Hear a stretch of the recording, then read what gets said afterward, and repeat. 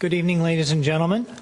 Welcome to the City Council and special meeting, not the special meeting, City Council successor agency to the redevelopment agency meeting of September 28th, 2015. Would you please join me for the Pledge of Allegiance? I pledge allegiance to the flag of the United States of America and to the republic for which it stands, one nation, under God, indivisible, with liberty and justice for all.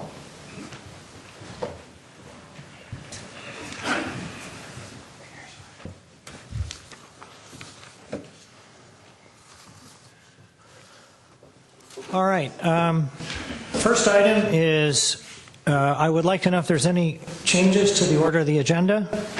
Any recommendations? All right. I'm going to recommend that we continue item 10A to a later date.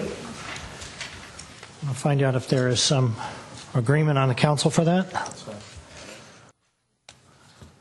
Yes. Okay. All right. So we're going to continue that item, Yvette. Mr. Mayor, I'd just like to note that I don't think we should continue it, but I'm fine if that's what the rest of the council wants to do. Okay. I apologize. I got the consensus, so sorry if I ignored you. All right. The next item is item 5, council communications and announcements. Council. Yes, sir. Number 4 is report from. Oh, I'm sorry. Thank you. It's always good to have ex-mayors on the council. Mr. Rubens, do we have any reports from closed session? We held a closed session in the special meeting before the regular meeting, and there's no reportable action from that meeting. All right. Thank you very much. Council communications and announcements are brief items that members of the City Council regarding upcoming events in the community and correspondence that they have received, and also activities that they have taken place in with related council assignments over the last few weeks. These are just informational in nature, and no action will be taken on these items at this meeting. So let's start with Bob. Mr. Mayor, I have nothing this evening. All right, thank you. How about you, Matt? We're really light down here. I've got nothing either. Okay. Mark?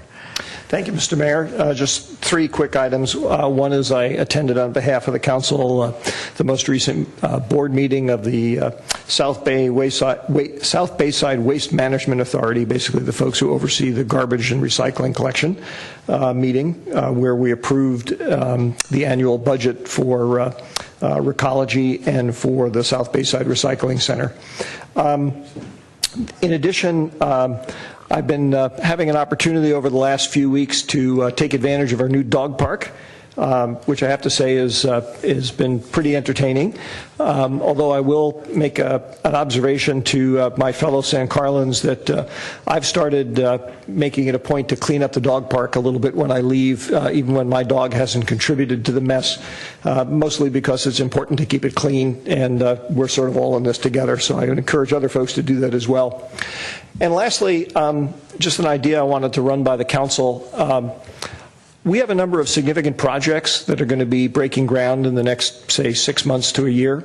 And I think it would actually be a useful exercise and a very important educational tool if we were to ask the Economic Development Authority Commission, basically, to do some work to be able to explain to residents of the community, put some materials together to explain to residents of the community and to business leaders why, in fact, development takes place. Because based on conversations I've had, I think there's a lot of misunderstanding about why development takes place in any community, certainly, and specifically in San Carlos.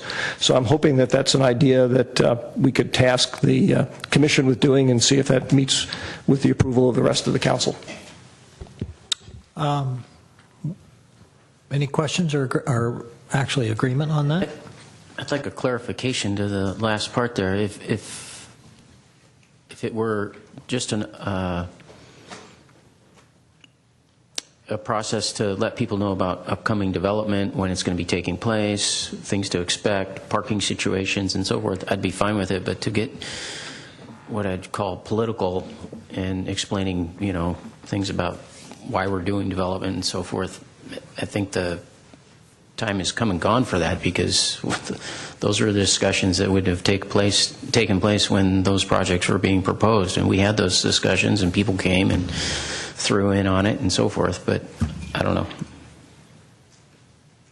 So Okay. I'm sort of in favor, but just if it stays at the level of informing people, the Transit Village plans to get started at this time, and this is what you can expect, and maybe there would be some traffic adjustments and so forth, that kind of thing. Well, I would actually envision, may I respond, Mr. Mayor? I would actually envision going beyond that. I think the bigger issue, Matt, is that despite the conversations that the council has had or prior councils have had, I think there's a fair amount of basic misunderstanding of why various things happen or don't happen in town. And a lot of that's because of an ignorance of land use law. A lot of it also is an ignorance of the authority of the city in a private enterprise economy like we have. So to me, it's an educational thing that's sort of timely at any given point in time, and it's not necessarily related to a particular project. I just was saying that because we have a number of big projects happening, it's going to be a topic of conversation. It already is, and I'd like to try and educate folks if we can. So how would we present this? Would we like publish something or put it on the website, or? I'm actually thinking that, the actual channel and how it goes out would be up to, further consideration. I think it's a matter of putting some educational materials together, and whether it's published or part of the quarterly newsletter or put on the website or all of the above, so that we can point people to it as a reference, basically, for people to understand better why things happen the way they do sometimes, and what the process is so that they can get involved in it in the future. That's really what I'm looking to do. It's an educational tool. Yeah, I had a conversation with a gentleman today on Laurel Street who was wondering about Wheeler Plaza and a lot of things that we know that we thought were public knowledge, but were not public knowledge to him. So I understand what you're saying. I think that'd probably be a pretty good idea. More transparency is always better than less. Mm-hmm. Yeah. I don't have a problem with transparency part of it, but I'm not sure if EDAC's the vehicle. They're going to be going to staff to get some of this information, it would seem, so we could just task staff with writing up a general economics, this is how capitalism works or something. I don't know that necessarily EDAC needs to even personally be involved with it. To me, it's a 2 or 3 page thing of how development, economics, and things work in a general way, or the way cities' processes work. But, that's just my thought. So, Not to speak for Mark, but it seems like what he's saying is it's basically saying, here, look, this is what's coming up. Here's what we're going to do. No, he's not saying that. I'm sorry, Mr. Mayor, I don't believe he's saying that. You might correct me if I'm wrong. He's trying to get to not the project per se, or maybe the project's interspersed, but why development even occurs. Is that correct? That's right, both with a focus more on the latter. Right. And to your point, Bob, there's lots of people who could write it. To me, the advantage of EDAC was that EDAC are appointed members, residents of the community, and that they would be able to filter it through a lens that would make it more consistent with the way community members look at it and have questions about it. So that's why I was thinking of EDAC. You're right, a lot of people could write it, we could write it, but I just think EDAC is a better choice. All right. Okay, well. I'll chime in with just a couple. I think we're going to be communicating to residents a lot over the next couple of years about lots of construction projects that are going to be happening, and I think it's important for us to be able to answer the question why. And that'll happen in lots of different places, whether it's in newsletters or public forums or online. I think having EDAC contribute to that is a fine idea. So. Okay. Well, all right. I guess we're good on that. Thank you, Mr. Mayor. Was that it, Mark, or you had more stuff? No, I think that's probably more than enough. Okay. Cameron? Thank you, Mr. Mayor. 2 items. I attended the steering committee meeting for the San Mateo County Community Choice Energy Task Force, which is still a mouthful. This is a process that's been spearheaded by the county to create a energy utility that would offer consumers in San Mateo County a choice of a greener alternative. we are going to be likely asked to vote as to whether or not we want to join a joint powers authority called Peninsula Clean Energy sometime in the next 6 months. At the last meeting was a meeting that had been anticipated for a long time, where the steering committee got to look at the technical feasibility study that examined the feasibility of creating a utility in San Mateo County. The feasibility study looked at 3 options. The middle option showed that it would both reduce greenhouse gas emissions by a considerable amount and save ratepayers money.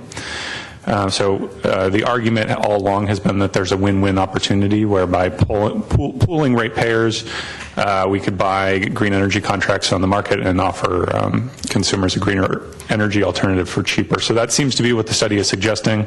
I suspect that means that it's going to be coming our way pretty soon. So I wanted to give my colleagues a heads up on that. Lastly, I participated in the 2+2 committee meeting with my colleague, Mr. Olbert. The 2+2 committee is a committee of 2 school board members and 2 city council members to talk about areas of overlapping interest. A couple notes. One is that it looks like there's some momentum looking at a sports field project at Tierra Linda that the city and the school district would partner with. The staffs are going to be looking at that, and that's going to be coming back to us. I believe, Jeff, is the plan to have something come back before the end of the year? Yeah, that's correct. In fact, I just received an email from Mr. Porter earlier today. Great. So that's great news. If it's completed, it would add a new athletic field, or it would substantially rehab the athletic field that's at TL, expand it, and offer a lot more recreational opportunities. We talked a bit about public transportation services in San Carlos, and subsequent to the meeting, I had an opportunity to meet with a couple private citizens, city volunteers, a woman by the name of Meredith Park, and a woman by the name of Dawn, whose last name escapes me at the moment. But they've been working with a few other folks to explore an opportunity to create a better public transportation system in San Carlos, and they've actually had quite a bit of success. They succeeded in expanding the 295 route in San Carlos, starting just actually a couple weeks ago, which I was not aware of. So we now have a bus line in San Carlos called 95, which runs up San Carlos Avenue and out to Carlmont and Tierra Linda. And they were able to get that through talking to Samtrans staff, attending Samtrans board meetings, and so I was really impressed. And they don't want to stop there. They're working to try and continue to improve this bus line so that it lines up a little bit better with the bell times at Carlmont and Tierra Linda. And then they brought to my attention the fact that San Carlos used to have a bus line that would run up Britain, across Crestview, and then down Melody. And so they have in mind, I think, what is a really smart idea, which is trying to revive that bus line and taking the current flex service, which everyone has acknowledged is not performing that well, and really cover the old route. And I thought it was a great idea. They had some really innovative ideas around how to use that for both seniors who want to get downtown and for students. So I talked a bit with city staff, and I was thinking, given that we have some good city volunteers that have gotten some momentum, that we form a city council subcommittee to look at this, to bring these city volunteers in so that we could all be working together to talk to Samtrans staff and see if we can make something happen. The reason to do this rather quickly is that Tierra Linda is likely to be under construction next year, which is going to create a further bottleneck around that intersection. And so I think the push would be to try to get this additional bus line up and running for the next school year. So that's a long-winded way of saying I think there's a lot of good people working on this issue, and I was hoping that I could see if I could get my colleagues interested in creating a subcommittee. It's definitely something that I would like to work on. Through the chair. Yes. I support the idea. I think it's, I've talked to Meredith as well. I think it's a good idea. However, I think it's also something that needs to have close association with the school district on. And so I'm honestly not sure whether that means it's best working through the 2+2 or whether we set up a subcommittee that's somehow joint with the school board or what have you. But I like the idea. All right. Well, I guess we would like to find out if there's any interest in anybody joining Cameron on a subcommittee, unless you do want to pursue it through 2+2. I would certainly have an interest in doing it as well, okay? But if somebody else wants to, and again, the separate issue of the 2+2 thing, the 2+2 dimension is because I really do think it needs to involve the district somehow. Otherwise, we're going to have two different subcommittees on two different public agencies addressing the same I problem. totally agree. We can work through what's the best configuration, and I agree that there should be folks from the school district, and in fact, the folks that are working on it are largely school volunteers today, so. But I think the city's in a better position to be able to advocate for new bus routes. Well, I think we got our subcommittee then, if it's the two of you. Yeah. I Unless will anybody else is. agendize it for the next meeting so that you can formally vote and create the subcommittee. Okay. And I'll put in Vice Mayor Johnson and Councilmember Olbert. Okay. All right, thank you. All right. Thanks, Cameron. Good stuff. All right, just a few things that have been up to the last couple of weeks. I had a couple of meetings with members of our community. Dimitri Vandelos is here, and I met with him, and also met with Ben Fuller and Sam Hertzberg. I don't see Sam, unless he's hiding. But anyway, we had Cameron. Cameron was with me when I met with Ben and Sam. We talked about a lot of things. I think it was a very productive visit. Also did my monthly Elms visit, which is seems like a new tradition that was started by Mayor Olbert last year. And it's funny when you meet with a lot of residents of the Elms that sometimes I think I learn as much as I give. They're intensely interested in what goes on in council meetings, and even though they live right across the street, obviously most of them can't make it. So it's nice to report on those things, and also explaining to them why we did what we did. Also helps remind me of why we did what we did, and it's actually a very useful exercise for me. And my hope is that Cameron will continue this new tradition when he becomes, assuming he becomes mayor. All right. Also had the opportunity to attend the ribbon cutting of a new location for Jazzercise, which is on El Camino. It used to be it's on South El Camino, in the southern part of El Camino, past Central, and it used to be a dog grooming business and a British foods place, if you're familiar with it. They combined the two buildings. There's now a Jazzercise studio there. It's very nice. It's got a special floor, and I attended the ribbon cutting for that last week. Also participated in the inaugural San Mateo County Affordable Housing Task Force. Many of you might be aware of that with the demise of the redevelopment agency that there's been just a lot of loose ends in the county. A lot of cities want to engage in providing affordable housing for their residents, and we've all sort of been spinning our wheels. I'm a member of the Housing Endowment and Real Estate Trust, and we've also been struggling with ways to spur affordable housing on. Finally,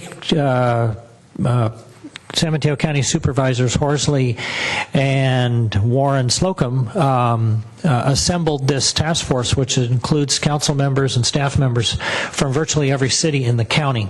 And the council appointed me to that, and I attended my first meeting last month, and we're going to be meeting monthly, and hopefully we're going to come up with some collective and collaborative ideas that will help move us forward to solving some real issues, real housing problems that we have in this county. It's not just San Carlos, it's every city in the county. And I would probably say every city in the Bay Area has these issues. And one of the reasons that we really need to develop this housing is because the jobs are here. And as Rich Gordon pointed out, if there is no housing for people, the jobs will eventually leave. We have a very unique, wonderful community here. I like to say we have the most expensive weather people can buy. At some point, industry will decide whether or not it makes sense for them to continue to be here if their own employees can't afford to live here. So the future of our economy regionally depends on having an affordable housing and generally a mixed and overall affordable housing program available for just about everybody. All right, enough on that. On the same day, also I've attended the Airport Land Use Commission, which is a very obscure commission that people probably don't know much about. I didn't know much about it until I took over for Cameron on it. A lot of mundane issues are addressed, but there's one issue in particular that is a real source of irritation, not necessarily to citizens or residents of San Carlos, but to the cities of the South, or to the south of us, Redwood City, Woodside, Portola Valley, Menlo Park, Fair Oaks. A lot of those towns have Surf Air flying over them on their approach to our airport, and some people on the east side hear that as well. What I learned from Gretchen Kelly, who is the manager of San Carlos Airport, is that there are other airlines who have been flying into our airport in San Carlos for a long time using the same aircraft that Surf Air flies. But they've learned over the years to take different routes. And she said that they're now beginning to work with Surf Air to get their pilots to use these alternate routes. Apparently what they're doing now, because a lot of them come from major airlines, they're using what they call the GPS routes, which are the established approach patterns. And those established approach patterns go over a lot of people's homes. So what they're trying to do is educate them to use different approach patterns that are less intrusive on neighborhoods. And I think, and that's it. So, all right. Are there any comments by staff? No comments this evening, Mr. Mayor. Thank you, Jeff. All right, moving along. The next section is public comment. And hang on just a, and we have some public comment cards. Let me just, for those of you who may not have been here before, just explain how public comment works. Persons wishing to address the council on matters not on the posted agenda may do so. Each speaker is limited to 2 minutes. You'll see a timer up there with green, yellow, and red lights, and the yellow comes on when you've got about 20 seconds left. If an item you're speaking on is not on the agenda, please be advised that the City Council may only briefly respond to statements made or questions posed as allowed under the Brown Act. The Council's general policy is to refer items to staff for attention or have the matter placed on a future City Council agenda for more comprehensive action or report and formal public discussion and input at that time. And This is a 10A. These are all public comments. oh, and that's okay. This is a 10A. Right. We don't have any more, so you might want to... Right. I will. Maybe I should just deal with this one first. Mary Farrell, are you here? I just wanted to let you know we have continued item A to a future meeting, so we're not going to be addressing it tonight. Okay? You're welcome to stay if you like. Okay. First speaker I have for public comment is Dimitri Vandelos.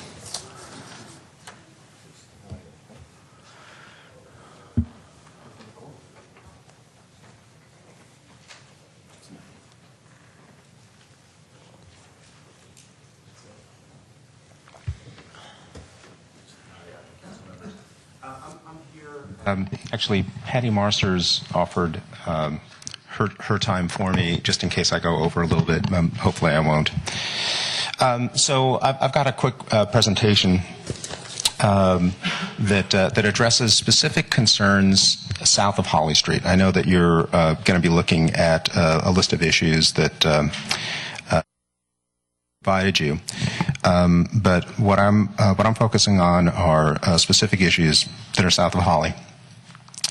And I think what would help us all is to think about a really targeted approach where we break down issues that are south of Holly, because they're unique to south of Holly.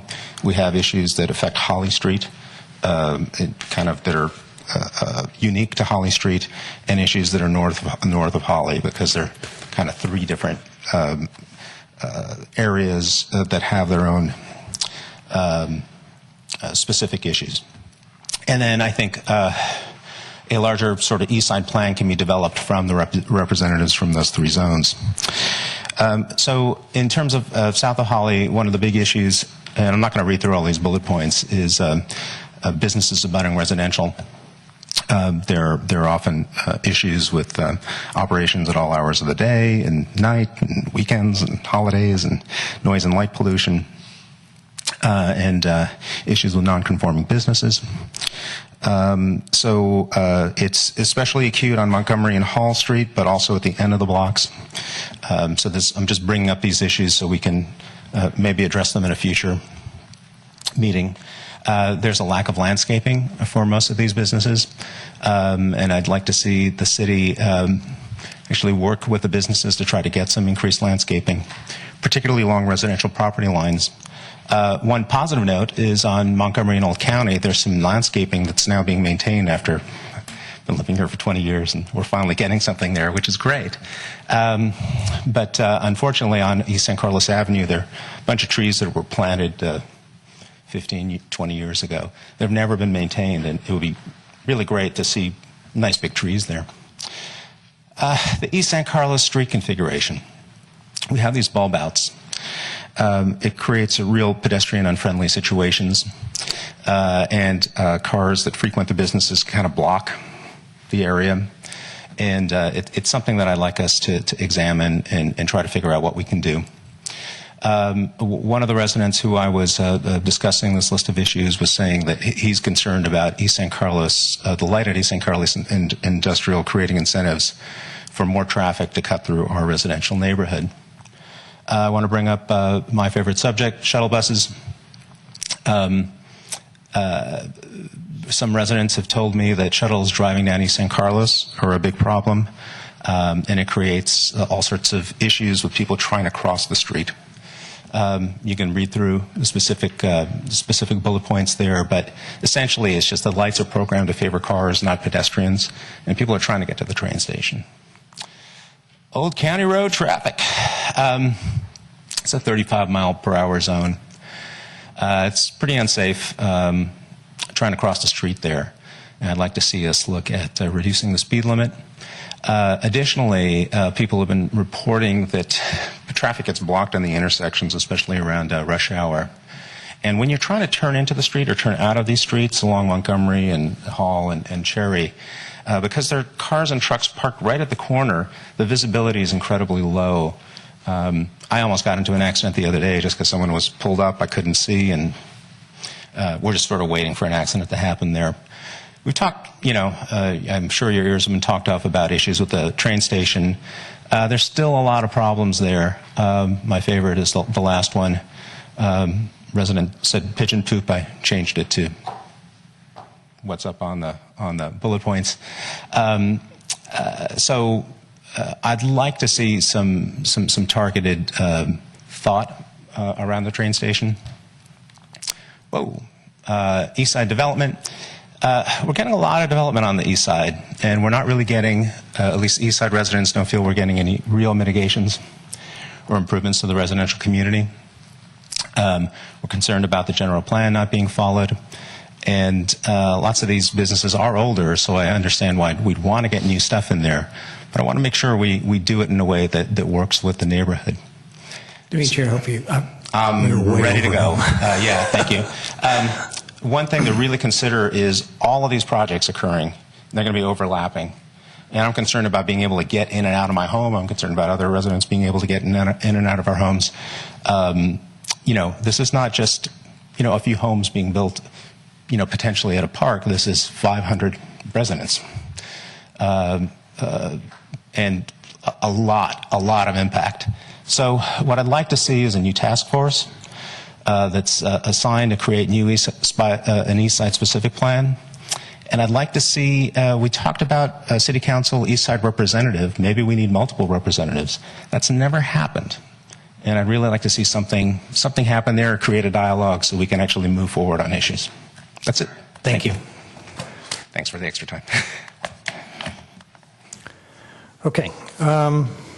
Next speaker, Rita Fusaro.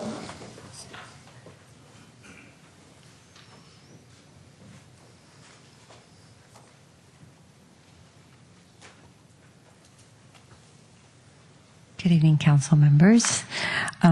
First of all, before I say anything, I have a comment on the bus lines and shuttles. I wonder if they could be like van-sized instead of bus. I mean, the term bus is scary. Maybe we can get cute vans that don't occupy so much road space and that they might be green. That's just a side thought. And yeah, so I just want to get that out. But anyways, as council knows, I'm a member of your TNC commission, and for my fellow neighbors who may or may not know, well, so now you do. So I'd like to acknowledge that. And although I'm fairly new, I do find myself enjoying it more and more, and as our community continues to grow, I'd like to see some of these issues maybe be delegated to the TNC. I think we have I'm in the company of a lot of very intelligent and capable group of people, and I'm really honored to be working with them and with Public Works, and we're trying to address not just the existing needs, but the anticipated ones that are sure to come down with all the new construction of housing and businesses. But having said all that, I do realize what it takes to be a member of the commission. It is a voluntary position, and I do know that while it's a group with a lot of diverse suggestions and viewpoints, the one thing that's most important is to keep San Carlos the brass ring of the peninsula, because I really feel that it is. And I think a lot of people that live here feel that it is. But trying to do that while we're trying to, keep our community up, while you all are trying to keep our community up to date, I know it's quite a job. So I thank you for that and all that. So, Rita, if you could just wrap it up, please. I do. I'm here because I want to say that there are the GESC neighborhood board that we have in the East San Carlos community is, I feel, an essential bridge between our target-rich community and city council here, and that they've absolutely earned their place here. And I think and hope that they've earned the respect of this council, and I hope the respect and understanding from city staff and the manager as well. And with so much going on in one neighborhood all at once, we do need someone to continue building that bridge and keeping our neighborhood informed on a community level. And so for that reason, I began to speak with some of my neighbors last week to get an understanding of who felt the same way. And while I didn't connect with everyone, I connected with enough to know that we do feel that same way. So we do want the GESC board to continue recognizing our streets in their efforts to enhance and safeguard our community. And I want to thank them for all their effort as well. So look forward to working with you and them. Thanks. Thank you. Okay, next is Holly Jones.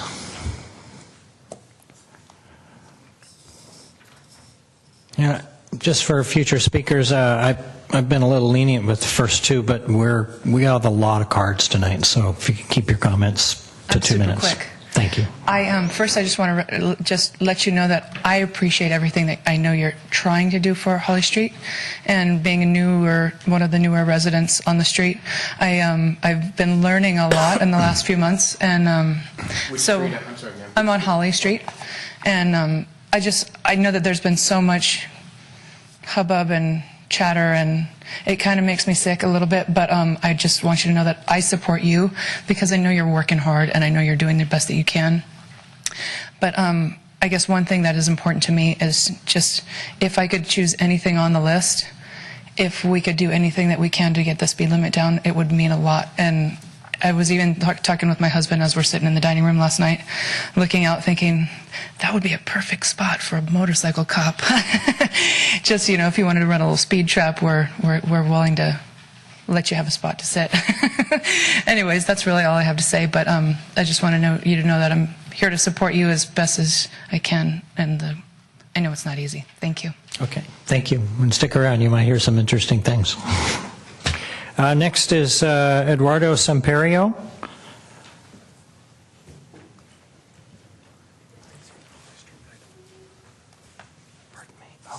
Edward, I apologize. Your item is on the agenda, so we'll come back to you. Thank you, Cameron. All right, I had it out of order here. Next is Bob Daner.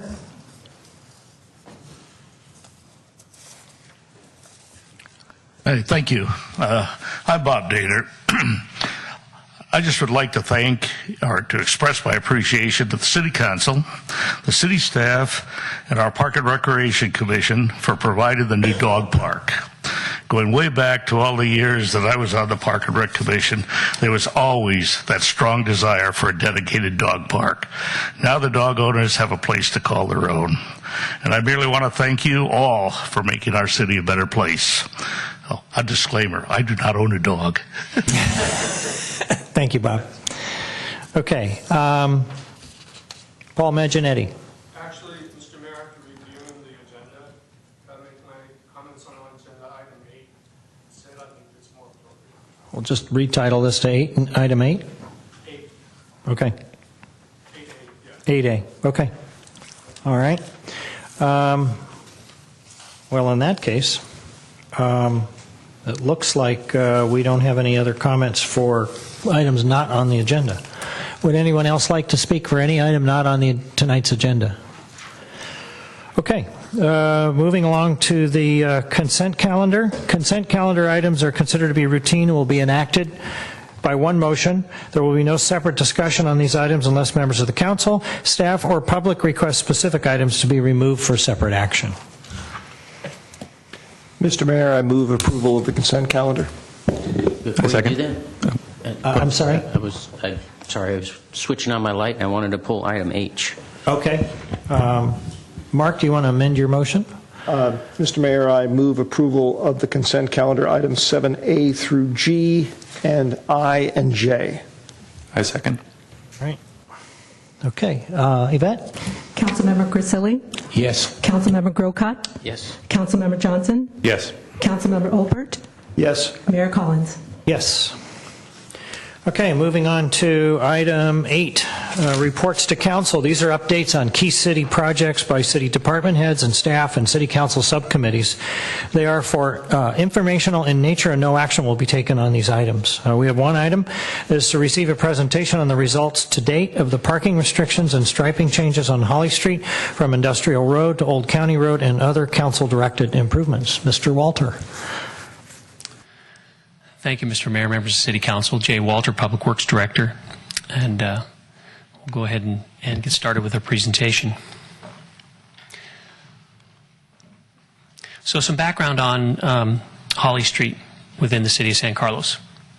Many years ago, and it was too long for me to remember or to actually find a record to say when it happened, to help with the peak commute traffic, Holly Street traffic was allowed to flow in 4 lanes for a portion of each day on Monday through Friday. The eastbound traffic was allowed to form 2 lanes between 7 and 9 a.m. and from 3 to 6 p.m. Monday through Friday. And the westbound traffic was allowed to form 2 lanes between 3 and 6 p.m. Monday through Friday. And this was in existence for, as far as I understand, over 20 years, and with signage that indicated it was okay to drive in 2 lanes. But without a lane stripe, we were observing that compliance was pretty erratic, and vehicles often ignored the signage and stayed in the middle of the lane.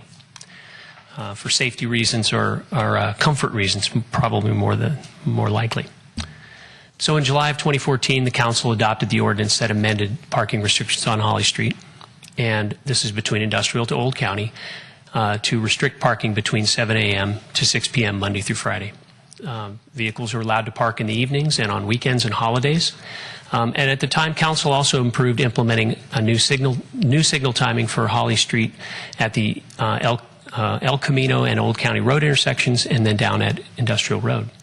In October 2014, the parking restrictions signs went up. The striping project to add lane lines on each direction was completed, and the signal timing was implemented. And we basically started a period of evaluation and to see how it would perform. We hired a traffic consultant to perform the traffic counts at specified intervals, and essentially we ended up with 4 different monitoring periods, one of them before the modifications took place. And during the April 27th, actually that should say 2015, I apologize, update to the City Council, several options were presented by residents and city staff. And those options were things that the residents felt would be, should be considered by the City Council for Holly Street, and they were over a very broad range of options. And at that meeting, Council gave direction on several options for staff to move forward with. And over the summer, we worked to implement each of those items that you gave us direction on, and it came at a total cost of about $84,000. And we have some information, we can break those down if necessary, but that was the total cost. We also completed the final data collection run the first week of school, which was basically around the first week of September, which coincided with the 1 year ago time frame when we first started the data collection. So the council directed items that we installed over the summer, we've placed electronic message signs at both ends of Holly Street, warning drivers of parked cars ahead. Those signs come on in the evenings and on the weekends, and then they go off during the day. And it essentially was to deliver a more easily read message rather than the large yellow signs that we had there before and the other smaller parking signs. So we felt like that was an important element to add in there. We also implemented truck weight restriction signs, and we've added them on Highway 101, northbound and southbound as you approach the Holly interchange, that indicate that Holly Street between Industrial and Old County Road is restricted. That is, trucks larger than 7 tons may not transit that. And we put the signs also on El Camino before you come onto Holly Street, and then on Holly Street right before the intersection with Industrial Road. We also went ahead and put truck route signs on some of our city streets. I'm not sure what happened, Yvette. Apologize.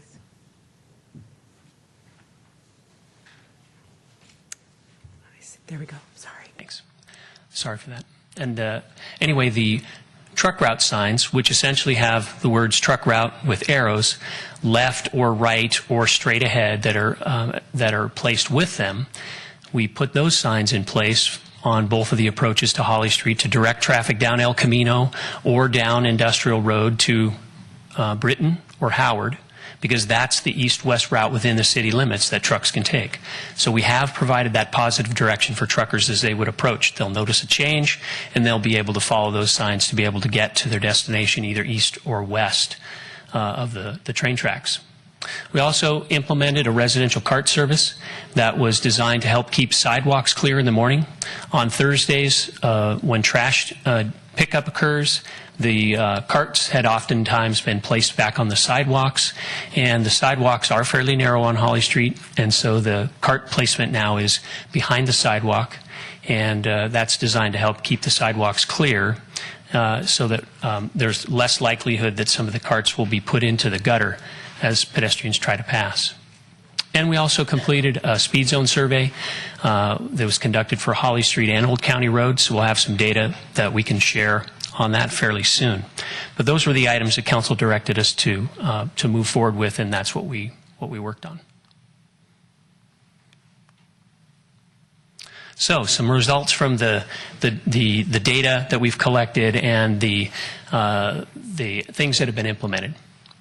We found that traffic volumes were nearly identical, eastbound and westbound, for the periods of the day during all of our 4 data periods.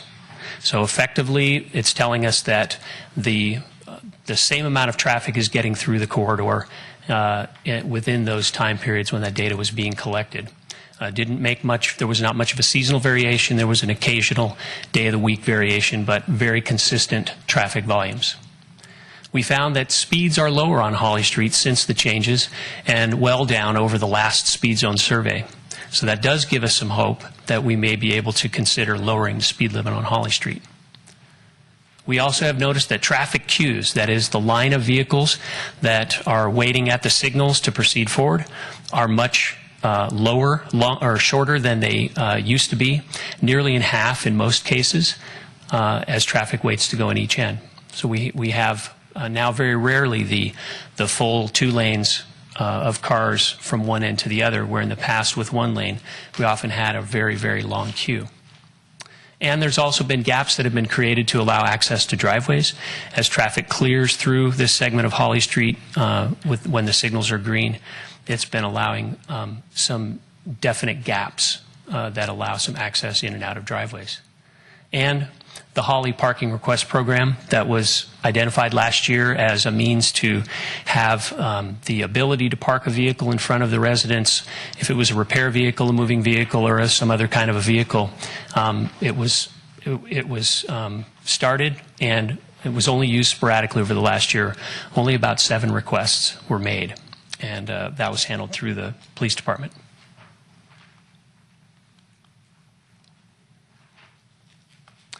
What we've learned in this is we found that the travel time runs have not changed significantly since the changes.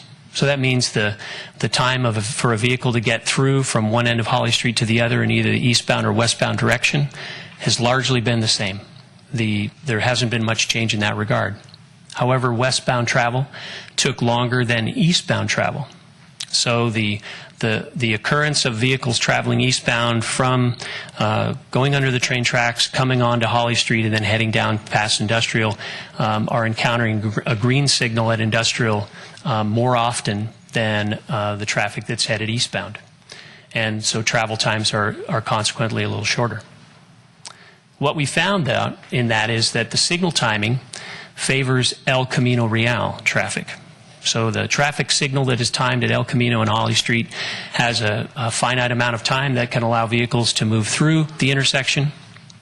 And the majority of that time is to El Camino Real north and south traffic. And so what we're finding is that traffic on Holly Street is simply not getting enough time to clear that signal and make it all the way through onto El Camino. So that's kind of what we learned as it relates to the travel time, especially in the eastbound direction. And the other thing is that the lane configuration at each end didn't change, which means we didn't add any lanes or widen the intersections on either end of this section. And essentially, when you're sitting and waiting at either end, it's the same approach, the same number of vehicles can proceed into the intersection as we had before. Of course, with a wider intersection configuration with more lanes, we would be able to move more traffic through the intersections. But we didn't have that as part of our scope, and that didn't occur. So other things that happened during the course of the last year, in January, we had a Shape San Carlos topic that 30 residents responded to. And the question specifically was, have you noticed an improvement along Holly Street since changes were made in September? And the results showed that 50% stated they thought it was a minor or major improvement. 30% thought there was really not much of a change, and 20% said that it was worse. So we did get some, we'll call it, it's not scientific necessarily, but it's structured opinion that we went out to get. And there's certainly been a number of folks who've offered anecdotal observations for the changes that were made. So now that the sign project is complete, that is, our truck restriction signs are in place, the truck weight enforcement by the Sheriff's Office will start October 1st. And so they will set up an opportunity for the truck drivers to be educated on the new regulations and advised as to the new routes that they're supposed to be taking. So I've talked to the Chief Rothus, and that's when he's planning to start this. We expect that there will be a learning curve, and yet we're hopeful that the trucks will get the message very quickly. As it relates to the Sheriff's Office, Chief Rothus let me know that they responded to a few concerns of speeding over the last year, but at this point there were no collisions related to the lane changes that occurred that were in their database. And then one final note as we kind of head now into towards the end of 2015, the Holly US 101 interchange will likely begin construction in the summer of 2016. So we're getting close to where we'll have one of our real major bottlenecks for the community under construction and improved in probably just about a year. And with that, I'll be able to answer questions if the council has them. Thanks, Jay. Cameron? Thanks, Jay. I have one question about the signalization and then sort of a broader comment. So you said here that we've learned that essentially, the way I interpret it is we still haven't gotten the signalization right at El Camino. Is that right? Can you expand a little bit? And are we planning to do anything additional? Well, it's I think maybe it's the wrong term to use. We didn't get it quite right. But what we have to do is we have to make an adjustment. That is, we have to expand the traffic signal cycle at El Camino and Holly. So it's currently at about 130 seconds. And so in order to be able to give more time to Holly Street and keep the same amount of time for El Camino north and south, we'd have to expand that cycle length. So that is something that we could talk to Caltrans about. Did we not do that when we made the changes to Holly Street? Because originally the presentation to council when we looked at this a year ago was there were three components that you argued had to be done simultaneously: striping, parking restrictions, and signalization. So I never really understood whether the signalization was complete, and did it change? And so did it change at that time? It did change at that time. It did, okay. Yes. But it needs a further refinement, is that? Right, and the primary component that changed at the time was we were able to interconnect the signal at Industrial in Holly with the signals up at El Camino so that we could ensure some progressive flow eastbound and westbound, whereas before they were entirely disconnected. And that was one of the main things we achieved with this signal timing program. Okay. And is that something that staff is pursuing, or is it a question as to whether or not we ought to pursue it? Or it's something that we can pursue. At this moment in time, we're not, because we've really just finished getting the latest round of data and have determined kind of what we think are the results and kind of where we stand today. But it is something we can pursue. Okay. I don't know if others have questions. I had a general comment, but I can wait and see if others had questions. All right. Bob? A couple of questions. The 4 data periods, could you explain what data period means? Oh, so as it relates to the data period, we decided to collect data 4 separate times during the year. Mm-hmm. So essentially it was before we made the improvements, and then we made we put tubes down and we collected traffic volumes and we did travel time runs, and so we did that, and then we did it again in December. And just to jump down and digging down deep, when you do it, I guess defining a period is 24 hours, 48 hours? 3 days. So we did it Tuesday, Wednesday, Thursday, and we picked days when school was in session and non-holiday weeks. Okay, so you did it 4 times, Tuesday, Wednesday, Thursday, for a period of? 1 week. No, for a period of hours? I'm sorry. Oh, 24 hours a day. I'm sorry. 24 hours a day. Okay, that's what I was trying to identify so that you got a complete picture of the whole thing. Thank you. So you indicated in the Holly US 101 intersection to begin construction in summer 2016. I know it's impossible to get to know exactly, but what do you, somewhat educated guess, how long would that take? It's probably going to at least take 18 months to build. 18 months to 2 years. Okay. Thank you. That's it? All right, Matt? So I had a couple of questions, actually 3. You had mentioned about the sign that notifies people, a digital sign that notifies about the traffic changes, that parking is ahead. And I've actually seen that a couple of times when I've been headed westbound, but I've never seen it when I'm traveling eastbound. And I'm just kind of curious where it's located. It's, if you're aware of the entry point for Loreola Park on Holly Street, Yeah. Mm-hmm. at that point there's a street light pole that's there. It's right as you approach the corner as you start to go left. And so it's mounted on that street light pole right at that location. Okay, I'll watch for it. Just empirical evidence from me is I would wonder about the location of it because, like I said, I've traveled both directions. I've seen it a couple of times going one way, but not the other. So I just would kind of question the effectiveness of where it is located. You mentioned about the trucks and the signage on different routes and so forth. Has there been any effort, on the other hand, to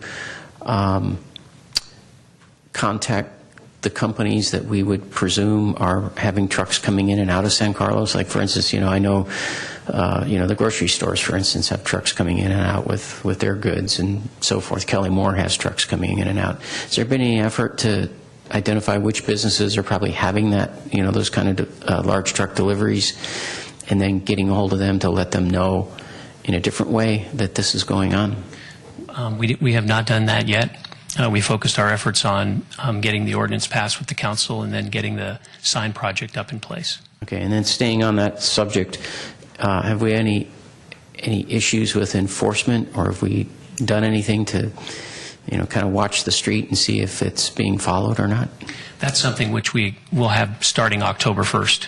Oh, I see. Because we only I just missed that. recently, in the last couple of weeks, finished the project. Okay. And then the last question I have, I guess I'm a little confused because I saw a survey to people, how do you think the effectiveness is?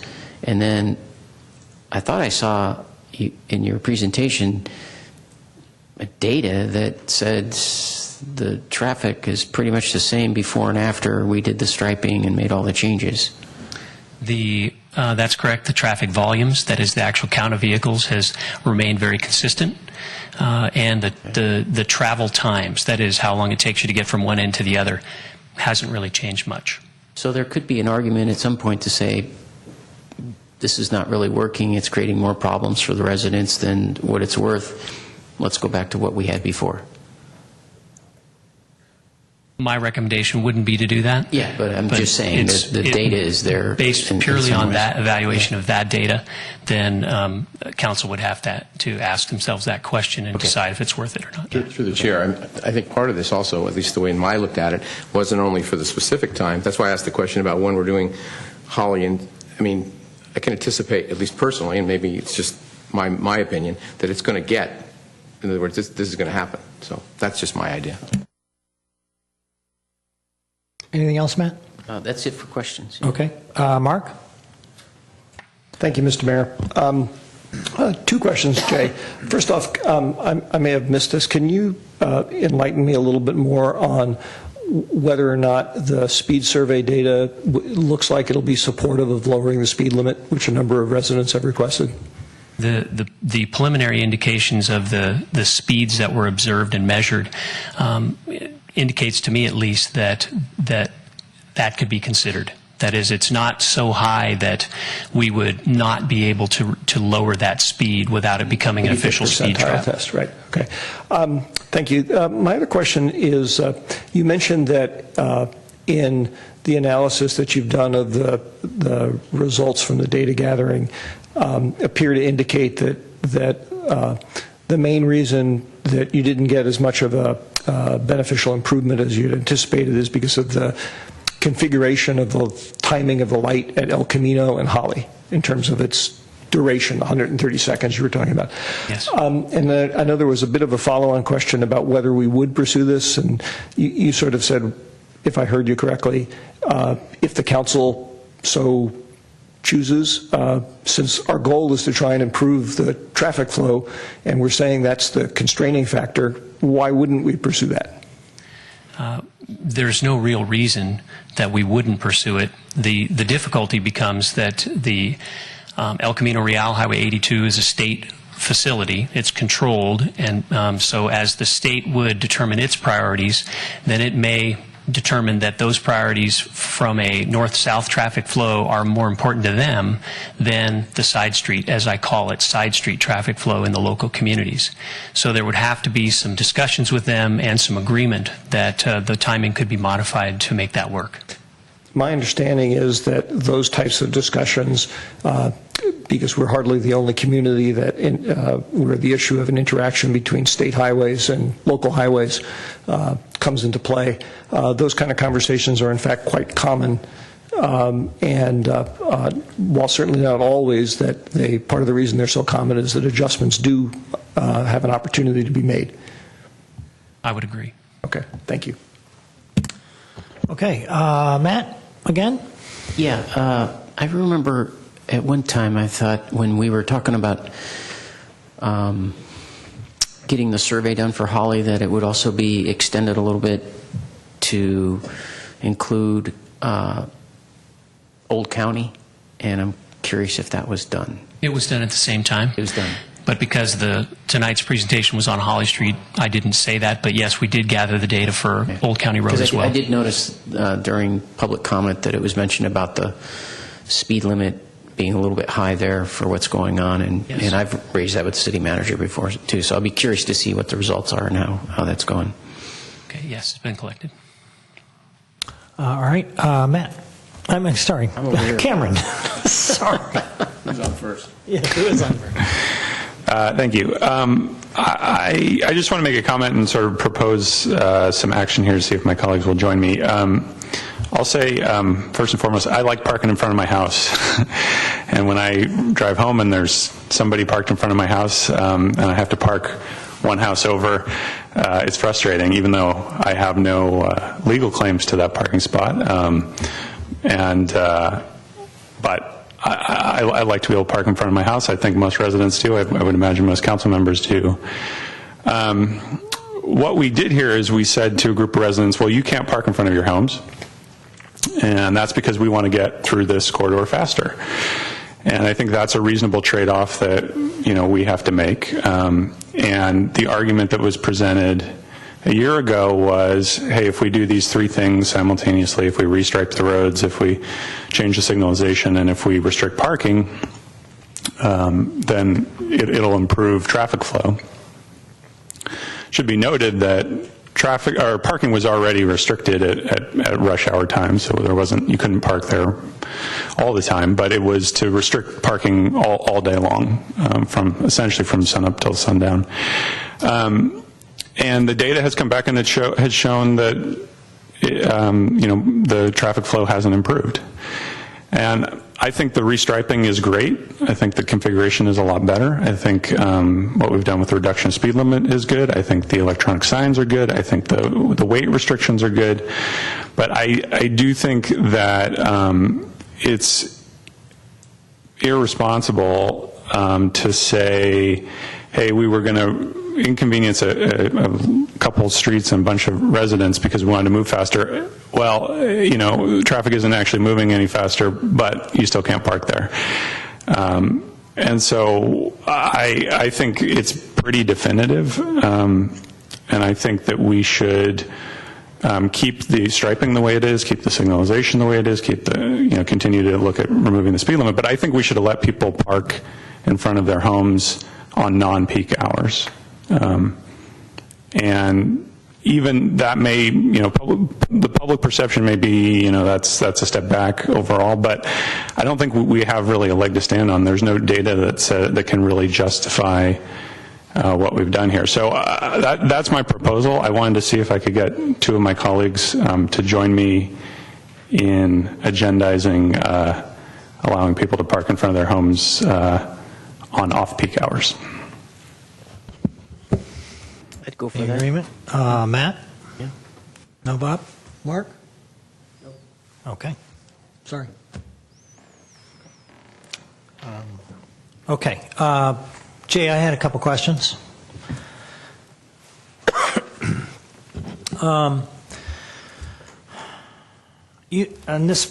The part where you talked about the Holly parking request, you said they were sporadically used. Any thoughts on why that is? Was it not poorly communicated? Was there just not the interest that you thought there might be? Well, maybe some of the Holly residents that will speak under public comment tonight may ask or may add to this, but I think it just came down to that they were not needed as much as it was originally thought they would be needed. Mm-hmm. But they were available and made available through the police department. And so I guess that's kind of the thought is as we look back over the year, they were needed less frequently than absolutely. And it may be in that many of the residents allowed contractors' truck to park on the driveway, for example, instead of being able to take a space on the street. Right. You also mentioned that the Holly 101 construction is going to begin pretty soon. Can you speculate a little bit on what impact that might have on not only Holly but industrial while that's going on? Well, it's definitely going to be a very complicated project. So noise, dust will be an issue, as it always would be in a large construction project. I think we're going to need to do some freeway signage, which may urge some folks to take different interchanges while these are under construction. But I know Caltrans will require us to maintain as much of the lanes of access on the ramps as they leave and go onto the freeway as exists now, because they're not fans of the idea that you would shut down half an interchange while you rebuild it unless it was absolutely necessary. So I think that there will be disruption, there will be a lot more traffic and congestion as it relates to that, because it's a very large construction project. How long do you anticipate that project will be under construction? I think it'll be 18 months to build it. Okay. And when it's all said and done, though, what do you think, and again, I'm just asking your opinions on this, what do you think the impact will have on, like the travel volumes and travel times and that sort of thing that we've seen not much of a change so far? I'm not sure that there'll be very much of a change on Holly Street itself, because the improvements don't include the intersection on the west side of Industrial, that is Holly, but it does include some additional lanes on the eastbound direction on Holly as you go towards the freeway. So I think there'll be probably very little effect on Holly Street itself in terms of more traffic through or faster travel times, absent any other change. All right. And then you mentioned the Old County Road data, the speed data. Are we going to talk about that you're going to bring that up in the study session in 9A? Or do you have information that you can share with us now? At this point, I don't, because we've only recently gathered that data, so okay. It's not yet ready for correct prime time. Well, I will tell you that speeds observed in the area of the train station, especially where the bulb outs have been built, is much lower than it was before.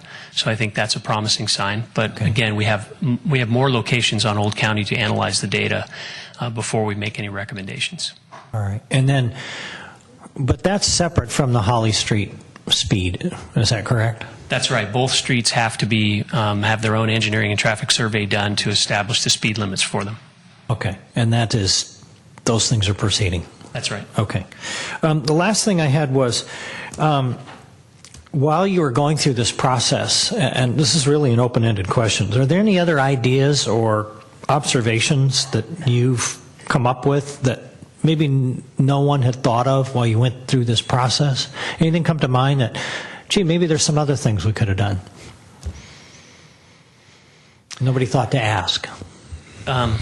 Short of something much more, much larger in terms of its scope, like expanding lanes at each end of Holly Street as you approach the intersections, which is obviously significantly higher cost and would require right of way to be acquired for the road to be widened. But as it relates to this segment of Holly Street itself, absent any physical changes, no, I don't think so. I think the idea that we would pursue with Caltrans a longer signal timing cycle length for El Camino has some promise, but I'm not sure that there's much more we would be able to do along Holly Street. All right, so we've done pretty much all the things on the list, and we've seen the results. You think there's any more little tweaking that may change the data or move it a little bit? Again, I think only a modification of the signal cycle length on El Camino would do that for Holly Street. Okay, great. All right, thank you. Any other questions for Jay? Not seeing any lights on? All right. This is the time where we're going to entertain public comment on this item. The first speaker card I have is Paul Mangianetti.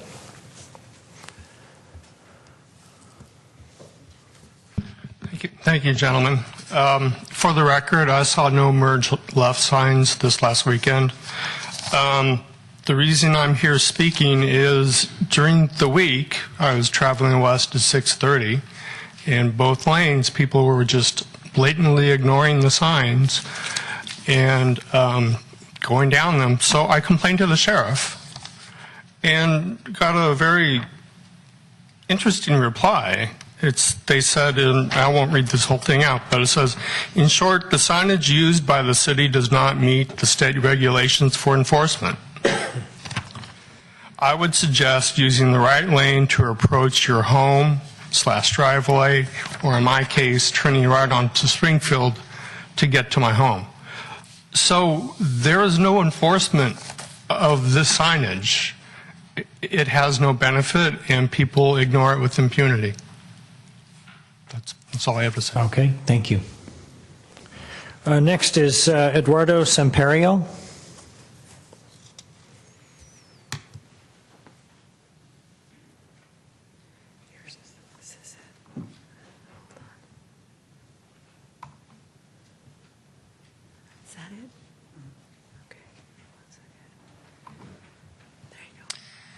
Good evening, members of the council. The topic I want to bring today is Holly Street parking. Cameron just brought up the opportunity of relaxing these parking restrictions totally. I want to give you another option. The data that we just received is very similar to last year's. The chart that I have here is last year's information. I wasn't able to get this year's, but as we know, the data hasn't changed much. Bottom line, I want to show you in this chart on the top that between 7 a.m. and 9 a.m., the eastbound side has a much higher traffic than the west side. This is people going on out of San Carlos to the freeway. We are looking at 7 a.m., 750 cars per hour compared to westbound and 500. 8 a.m., 875 the peak, and 9 a.m., 800, while on the westbound we still have 500 cars per hour. There's a significant difference on these two sides. On the west side is where we can park. So all the residents on the west side and on the east side, they can park on the west side. Currently, we cannot park after 7 a.m. in the morning, which makes it very difficult for us to park overnight and then being able to go to work because we need to move our cars before 7. That's 6 something. Very difficult, not very convenient. We don't need that restriction. I don't want to ask you to relax the whole parking during the whole day, but what about 7 to 9 a.m.? It will be very beneficial for the people living there and very little impact for the rest of the community. So that's my request, and I hope we could consider it. I think it's very reasonable. So thank you. All right. Thank you, Eduardo. Next is Louis Hom.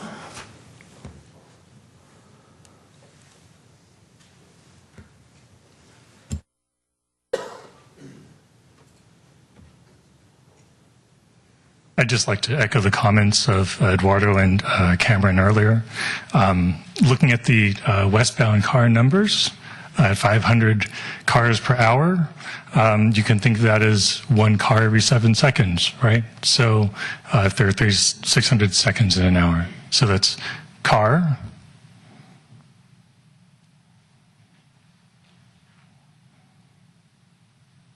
and we had another car come by. And so I think it makes a lot of sense to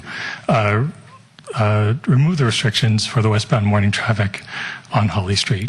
I think that was an unnecessary change at the beginning, and I think we've seen from the data that it doesn't make sense to keep that particular portion of these changes in place. Thanks. Thank you, Mr. Hom. Next is Priya Joseph.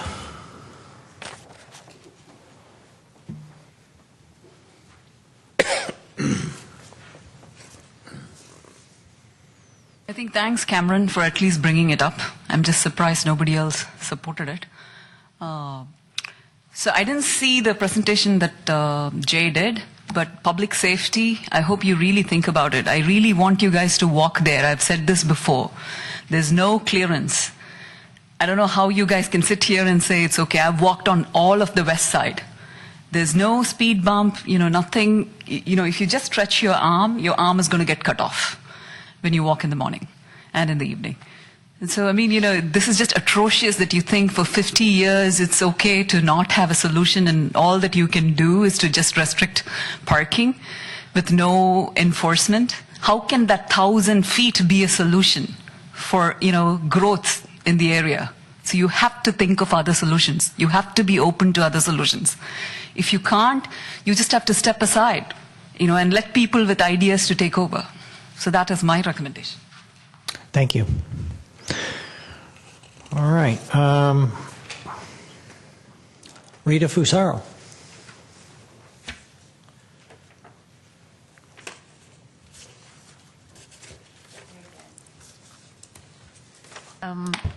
Okay, so I just wanted to echo the comment that somebody made about the merging signs on the weekends. I haven't noticed them, so I'm not sure.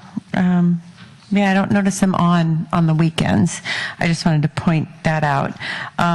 And then lowering this, I know that from talking to my neighbors, the number one thing, if they had like their wish list, really would be just to get that speed limit. I'm hearing it's a possibility to get it down to 25.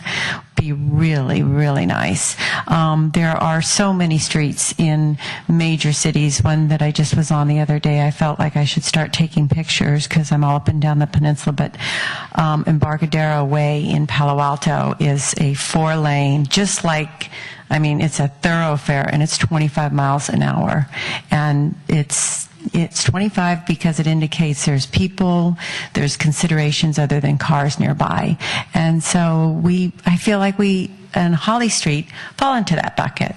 So that I think would be something that would really make the residents of Holly Street really happy.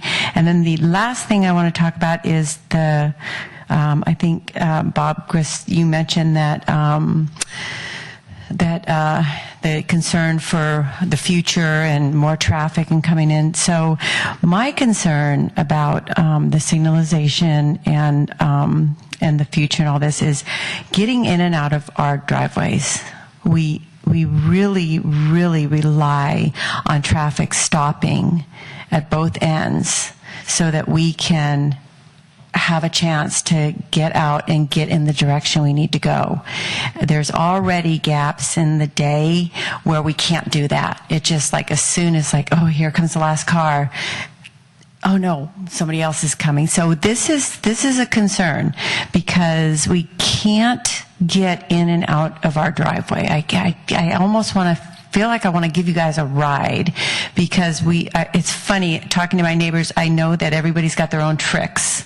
So mine currently is I straddle the middle lane, I put my right blinker on, and I put my left arm out just so I can confuse people, let them know I'm turning right before I do, I'm merging left so I can swing out and get in.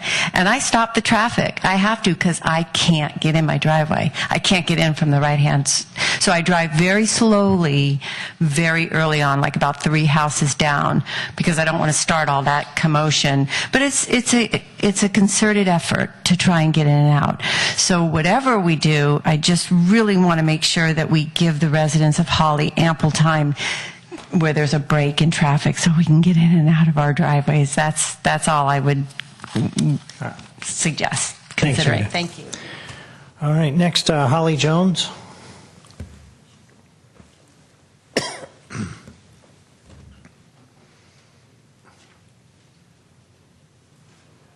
Hi there.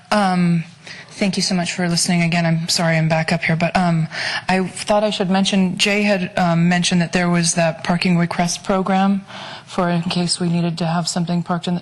I had no idea that existed, so I would have been using that like crazy because I've just been doing a lot of renovations. So anyways, that would be nice to know about. I don't even know how to get involved in that, but anyway. I was just thinking about these bulb outs that I've been just hearing about on Old County.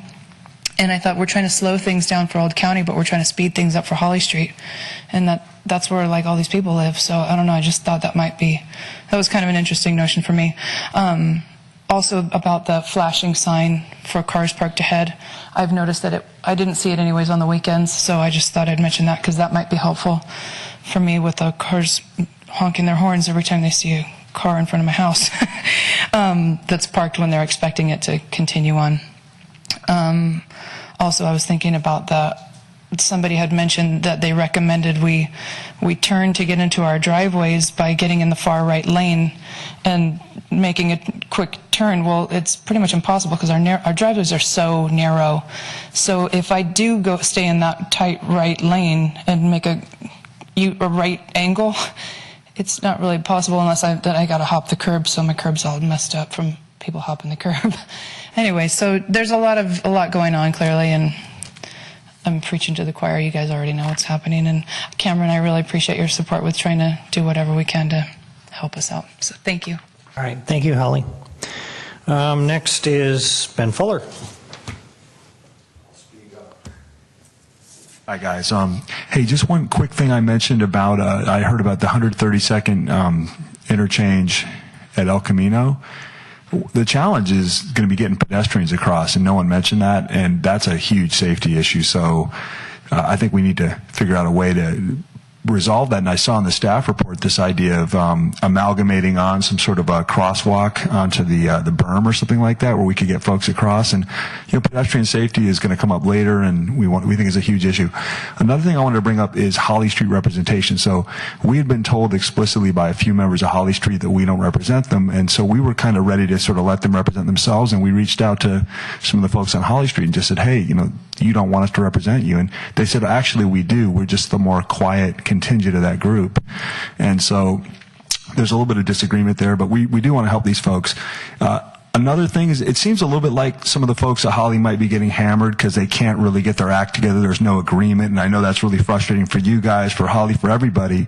It would be nice if some of the initial things like driveway aprons and stuff like that were maybe reconsidered. And then the last thing is, I tell you what, if I would have lived on that street, there's no way that it would have passed at 7 a.m. because I like to sleep in. I would have done whatever I could to stop it. And Cameron, I gotta thank you for really sticking your neck out there, Cameron. I think that was amazing what you just did. And I would love it if we could just find a way to give these guys 2 more hours based on the data. It's really great data. So please consider that, guys. Thank you. All right, thank you, Ben. Okay, that's all the speaker slips I have for this item. Is there anyone else who would like to speak that didn't turn in a card? If so, feel free to come up.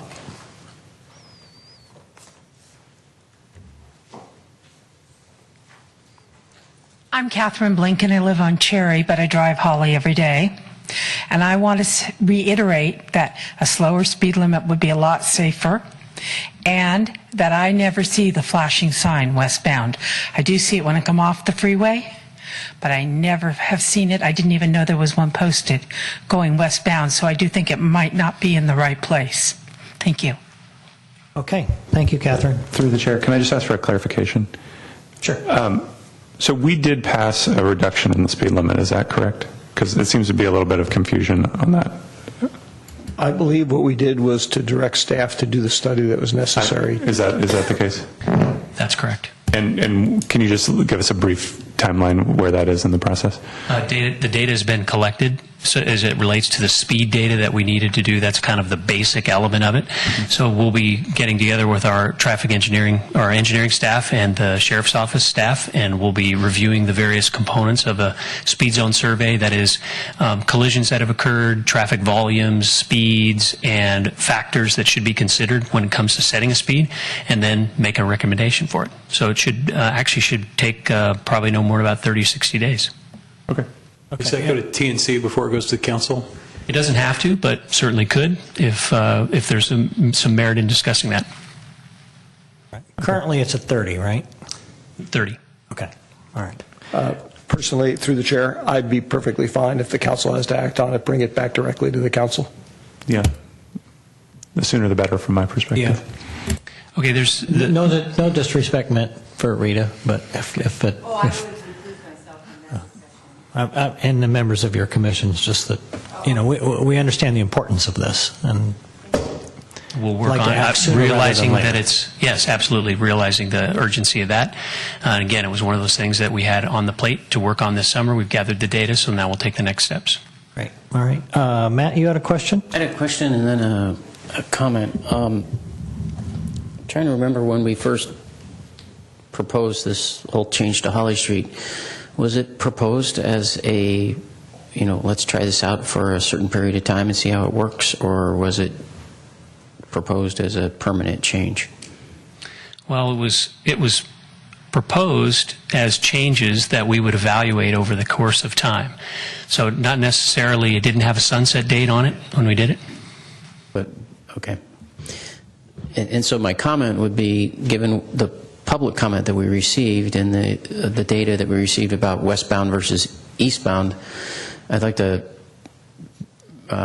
try again at what Cameron was trying earlier, which is simply just if we could have this agendized to look at changing the parking with, allow staff to make a recommendation one way or the other, and then for us to have a discussion, and hopefully staff would look at, what the residents are recommending and the data, that possibly we just do one side of the street and not the other, and just make some adjustments. Maybe staff, if we would agree to having that on the agenda, maybe the staff report says we don't recommend any changes at all, but I think giving them a chance to look at that data and what was suggested and then allowing us to discuss it, people are asking for this. I think we should respond as a council and open up that opportunity.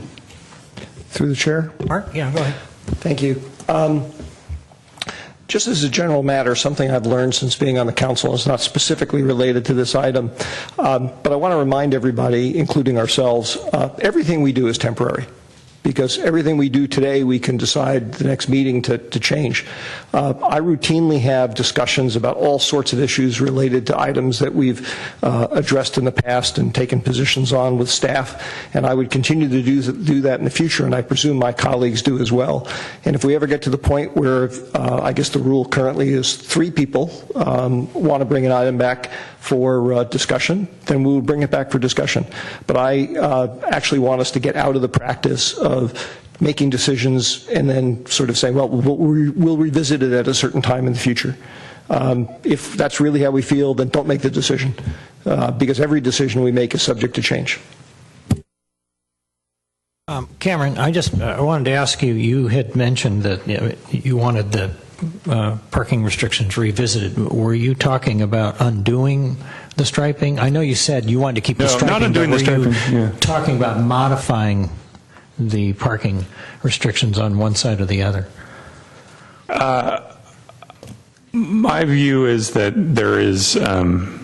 there's peak traffic, which is in the morning it's going out of town, and in the afternoon it's coming into town. And before we imposed the parking restrictions, you couldn't park on Holly Street in the morning on the south side and on the north side in the afternoon, and that seemed reasonable. When we had the discussion a year ago, the argument was made, well, traffic is continuous all day long, which I've never really felt that as I've driven, but I'll take staff at their word. But the vast majority of residents who are traveling the Holly corridor are either going out to get to work or they're coming back in to get home, and they're my priority in terms of making sure that they have the least amount of traffic. So I was recommending that we return to the status quo, since the data showed the traffic times had not been reduced. If we wanted to go with the gentleman's suggestion that we just simply lift the restriction on the north side in the morning, I'm open to that as well. I would just say, as a father with 2 young kids who is trying to load, a 4-year-old and a 2-year-old into car seats in the middle of the street, and they're taking off, I really empathize for folks when you're living on a busy street and you don't have access to your vehicle right in front of your house. I think it's a major issue for people. And if it caused a huge improvement in traffic times, that's great. I think then probably the trade-off is warranted. But if you can't show that it reduces the time to get through the corridor, then how can you make the argument that you should take away people's parking? So I'm open to trying to lift the restrictions in such a way that it alleviates some of the burden that we've placed on them, and that can be done either by returning to the status quo or by making a somewhat less of a reduction. But I tend to agree that we don't really need to study this anymore. I think the data is there, and if there's a majority that agrees, then we should do it, and if there's not, then we can move on to other things. All right, thank you for clarifying that. Bob? Well, I was going to say, through the chair, but we're going to study it again, aren't we, when we start the construction project? Certainly we have to do that, right? I mean, we're going to study it every time something changes, in my opinion, because that's what you guys are talking about. I mean, when they start that construction of that interchange, there's going to be a heck to pay. I don't get, maybe our city Public Works person, certainly indicates that the east side is going to be more than the west side, but the west side is going to be impacted too. Nobody's going to be speeding. Nobody's going to be driving through there. There's going to be a whole other thing. So I'm getting at, we're going to go look at it again, aren't we? Well, listen, my general view of this, having talked about it for a long time, is that the traffic down Holly has nothing to do with how many lanes there are. It has to do with the bottlenecks on either side. And we're not alleviating the bottlenecks, so the cars just take as long as they take to get through. To me, changing the interchange we're going to do that anyway. Even if we're changing the interchange and people want to, I just think on the north side of the street in the morning, as the gentleman said, one car every 7 seconds, it's not going to change whether or not the interchange is under construction or not. So I just think that it was a very reasonable argument that staff made when we did it a year ago. I personally didn't agree with it, but I thought it was totally reasonable. Then we went out and got the data collection. The data shows there's no change. So I find it hard to say that you should continue to inconvenience folks when you don't have any data to prove it. Chair? Matt? I think we're getting a little off course here. I think the thing I asked for is let's have it agendized, let's have staff look at it and give us a recommendation, especially in light of the data that was presented at public comment. And the time for the discussion and all the commentary on what we might do or might not do is if we agendize it. And that's all I'm asking for is I'm looking for 3 council members or 2 other council members that would like to have this put on the agenda and then give staff the opportunity to take a look, make a recommendation, and give us a chance to discuss it, because we really shouldn't be discussing too much about it right now. It's not on the agenda in that format. So, Jay, as I recall, we did talk about this. I remember specifically asking you, should the westbound hours be different than the eastbound hours? I remember you and I had that discussion. I don't remember what your answer was, but I'm pretty sure you said it wouldn't make that much of a difference, or you didn't recommend it. And I don't want to put words in your mouth, but you recall that, do you not? That we did talk about that? We talked about it last year at this time when we were addressing the whole subject. Right. And my interpretation of the data was that there was enough of an increase in both directions to warrant having a uniform 7 a.m. to 6 p.m. In fact, one of the things that the data showed was the traffic is higher well past 6 o'clock, sometimes until 8 p.m. Right. And so really there was a trade-off to say, okay, well, at 6 p.m., that gives residents an opportunity to be able to park in front of their homes in the evening after they get home from work, because it's 6 p.m. But the data would have supported restriction even longer into the evening. Yeah, that I remember. And I felt one of the drawbacks on the way it was set up originally was that it was inconsistent in both directions. And so it was not something in my mind that was predictable. And so that's why I recommended that even though it was a little lower, 7 a.m. to 9 a.m. on the westbound direction, I felt like it would be important to have a uniform set of parking restrictions. And then looking at that, even on the weekend, on Saturdays, we had high traffic volumes. But again, we recommended that the council would say, hey, Saturdays and Sundays is off. You guys have to get to park in front of your places on Saturday and Sunday, even though the data would support restricted hours on Saturday, if not on Sunday for some of the time. So that was sort of the way I looked at it in terms of how we interpreted the data and what we recommended to you last year. And do you still feel that as you did last year, I realize a lot of the things haven't changed, so the assumption would be that you would not make a recommendation that we change it. But I'm just wondering. It's my opinion that the parking restrictions that have been put in place provide a good representative time during the day for traffic eastbound and westbound to traverse well. I would not recommend that we would move forward to relax that between 7 a.m. and 9 a.m. on a westbound direction. The signs that are on the westbound direction on Holly Street, is that up on the structure? I thought I saw it. Is it before you hit the stop sign? You're talking about the electronic sign? Right, the electronic sign. So the sign that faces the westbound direction is back adjacent to the 76 station on Holly Street. So as you're sitting at the signal at Industrial, looking across to Holly Street westbound, that sign sits on your right, and it flashes merge left, cars parked ahead. So it has two flashes that work. The sign that's for the eastbound traffic, there's nowhere to put it, either on the structure for the railroad tracks or when you cross the Old County Road intersection. So the first opportunity that we had to place that sign was right at that Loyola Park entrance point on the sign, the light post, because that's the area where the drivers begin their merge routine. Nobody merges prior to the intersection at Old County Road.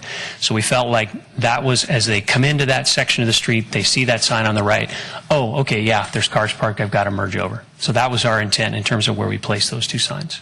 Does that sign say or have the capability of listing the hours? It's not set up that way? It's not set up that way. The flashing, it's meant more to be right now when you're driving down this street, there's cars parked ahead. And that's based on the hours of the day. And we've had a problem with the sign. This last weekend, it wasn't operational. And again, we're working the bugs out for the sign. The controller and the manufacturer are working with us on this. And again, we're trying to get that right so that we don't have that be something that's not reliable. Okay, great. Thank you. Thanks for the clarification. All right, any other comments on this? This is a report to council. There's really no action that we're going to take on this at this time. All right. Moving on to item 9, receive a presentation regarding Greater Eastside neighborhood requests. Mr. Savay.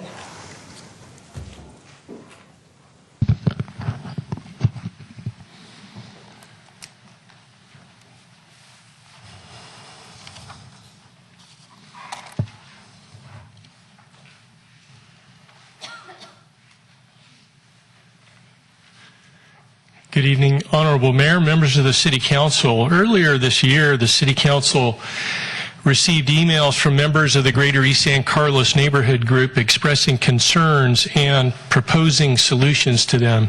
Ben Fuller, the president of the GSC board, suggested utilizing community benefits obtained from private development projects to begin addressing needs the neighborhood had identified. A second email from board member Sam Hertzberg contained an extensive matrix of community concerns and potential solutions. In May of this year, the City Council directed staff to agendize a discussion of the matrix to provide an opportunity to discuss these issues with the community, and that's what brings us to this evening. Staff has worked with the GSC members to clarify and refine the matrix.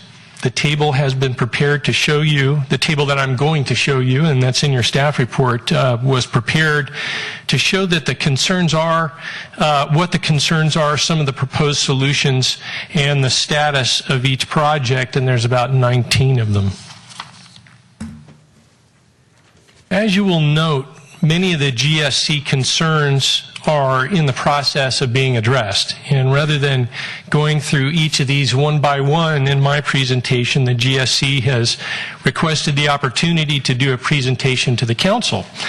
So following that and any other public comment, we would be prepared to answer questions or to delve more deeply into the issues contained in this matrix. So what I'd like to do now is just move through the matrix and then revisit that at the council's direction or request.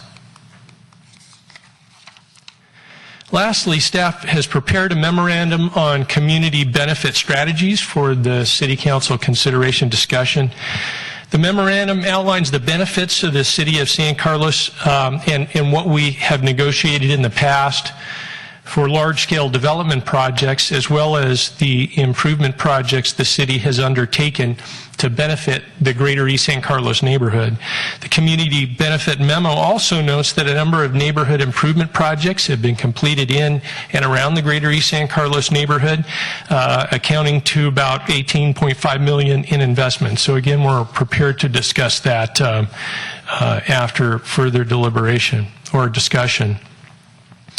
And we're not recommending any particular action for the City Council this evening. We suggest Council hear the GSC presentation and then discuss the concerns and potential solutions that have been submitted by the Greater East San Carlos neighborhood. And of course, that's up to you, Mr. Mayor, members of the City Council, and we thank you. And Jay Walter and I are available to answer any questions. All right. Well, I'm not seeing any lights on. I wonder if Mr.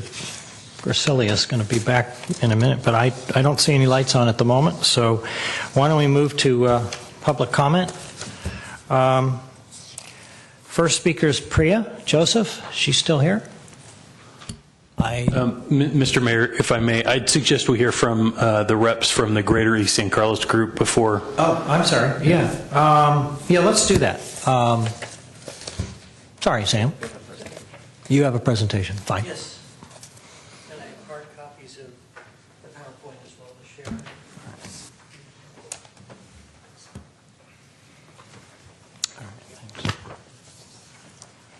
Didn't mean to slight you. I get into a pattern. Yeah, he's right here. There he is. Okay. Perfect timing.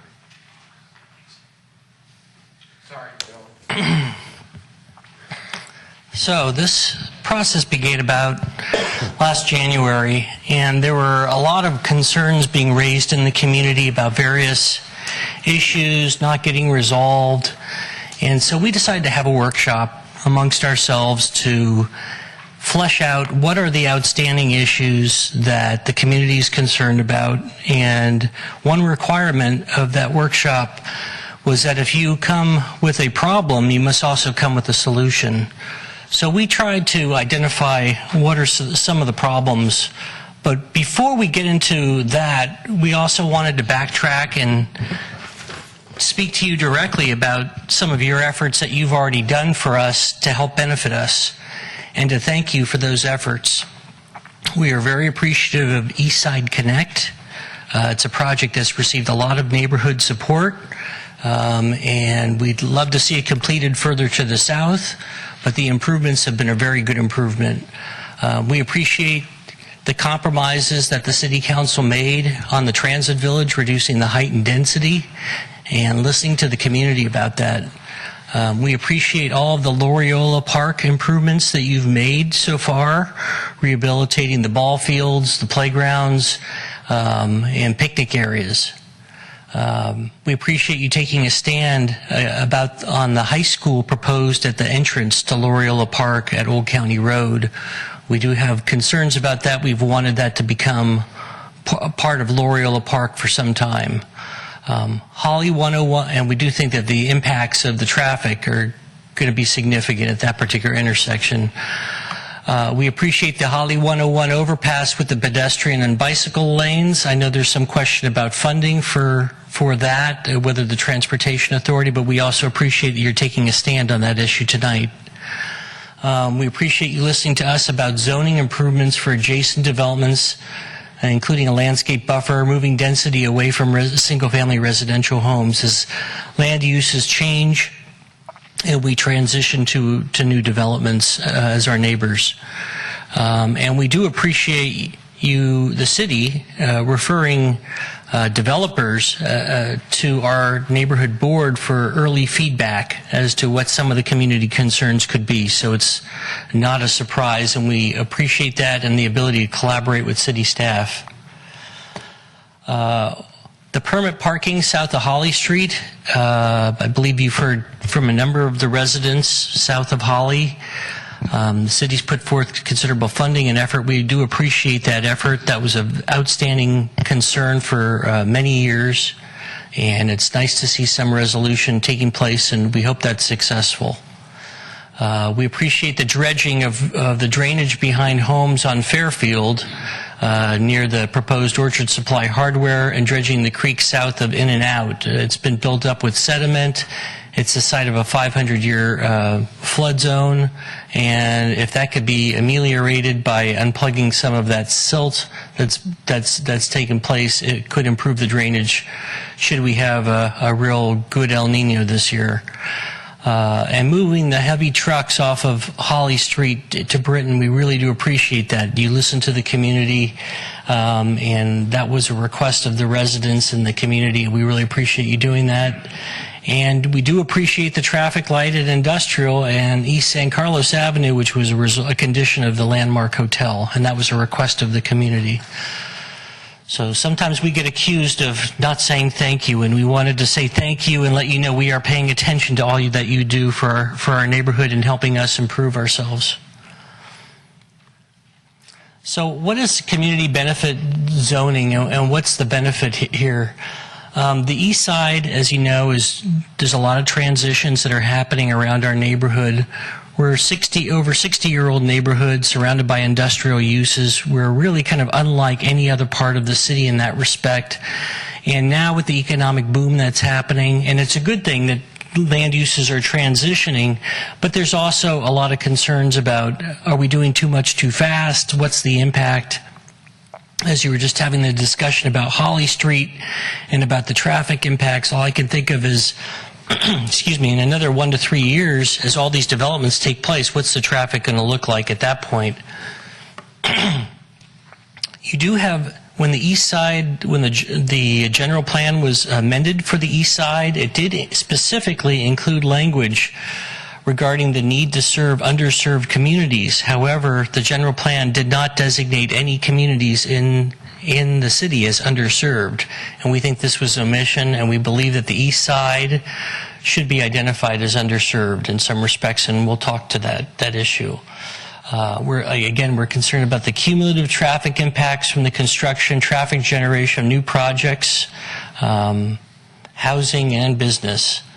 And we know that you have suffered with the loss of the redevelopment agency capability. And there were, promises that were kind of made to the city, to the community in prior city councils to do various things. And one of the ways we think that there may be an opportunity to accomplish some of the things that would be a benefit to all of the residents in San Carlos is to consider a community benefit overlay. So just want to briefly talk to Holly Street before I hand it over to Ben to finish. The residents of Holly Street spoke for themselves when they identified about 12 different issues for the city council to consider. I think you've considered about 5 and added an additional one that wasn't on the list regarding garbage pickup, which was good. But there was some confusion about whether or not all the residents on Holly Street could all uniformly agree on should you have a wider apron. Some of them can park 2 cars. Some of them can't. Some of them have adequate, approach to their driveway. Some of them don't. Maybe a flashing light of some kind would notify people when cars were leaving. Maybe there's some kind of visual cue that the drivers need as much as the residents to get in and out of their driveways. Rita Fusaro, who's on your Traffic and Transportation Commission, has volunteered to knock on doors and to clarify with each individual resident, is there anything else that you still need? And if so, what is it that's unique to your property and your situation? So she's going to clarify that and then share that information with you. And so just want to let you know that she is a resident of Holly Street. She's under Traffic and Transportation. She's talking to her neighbors.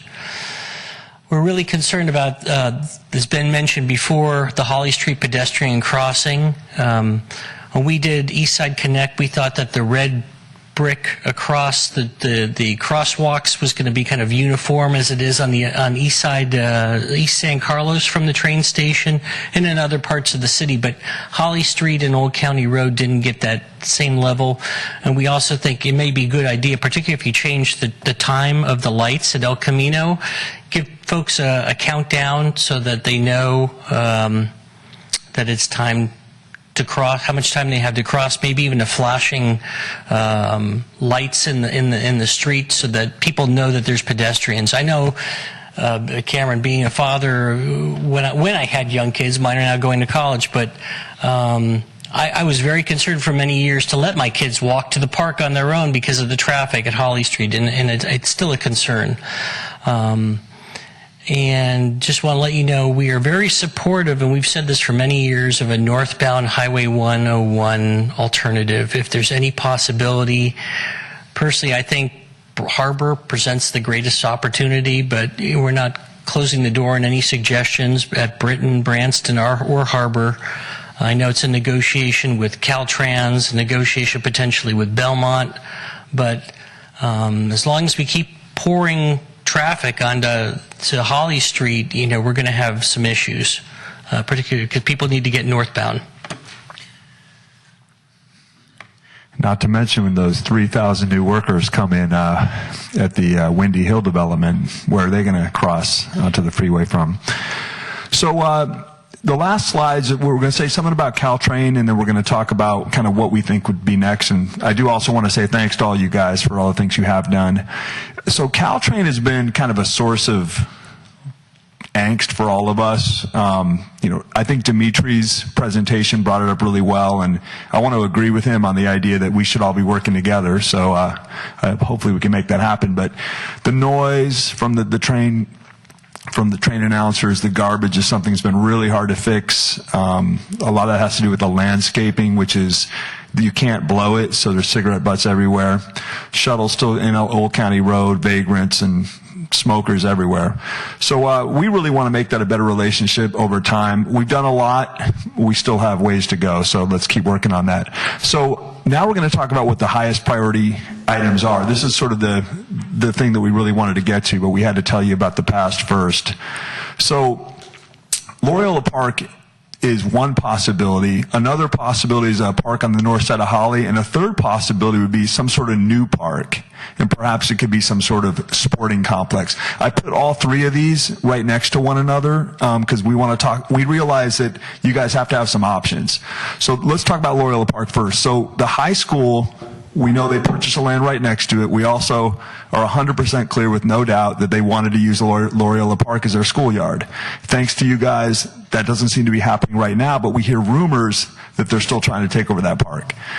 We also have always asked for a park on the north side of Holly. The latest I heard is that the old firewood yard is now going to be a solar farm. I don't know if anyone can verify this, but that they've applied to make it a solar farm where the billboards and the woodlot was. We always thought that'd be a great dog park or some additional park on our side.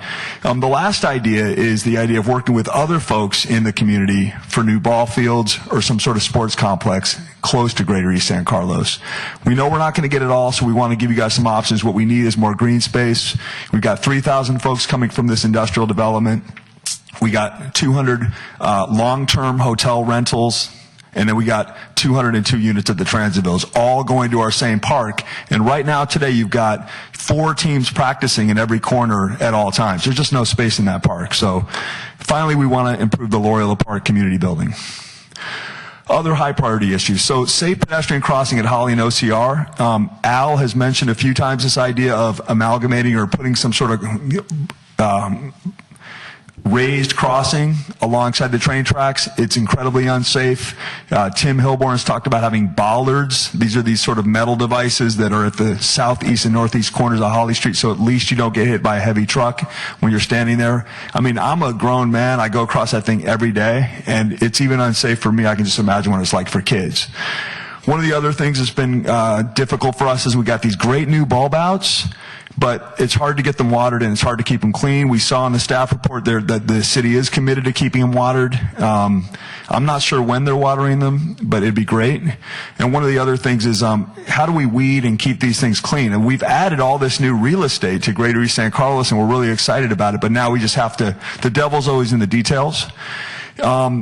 Reverse East San Carlos narrowing. So some sort of business perk was obviously negotiated. We'd like to find out what happened, how that business perk was negotiated that made East San Carlos narrower. So it's not a real street. You guys put all this excitement about this street, and then you made it more narrow, and trucks and buses and shuttles and cars can't get down there, and it's really unsafe for pedestrians who are all going to be walking from the new hotel to businesses in San Carlos. So we want to work on that. And then the street sweeping of Old County Road.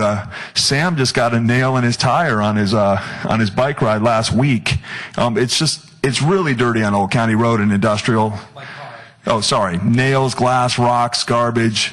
We're really trying to figure a way to clean all this up.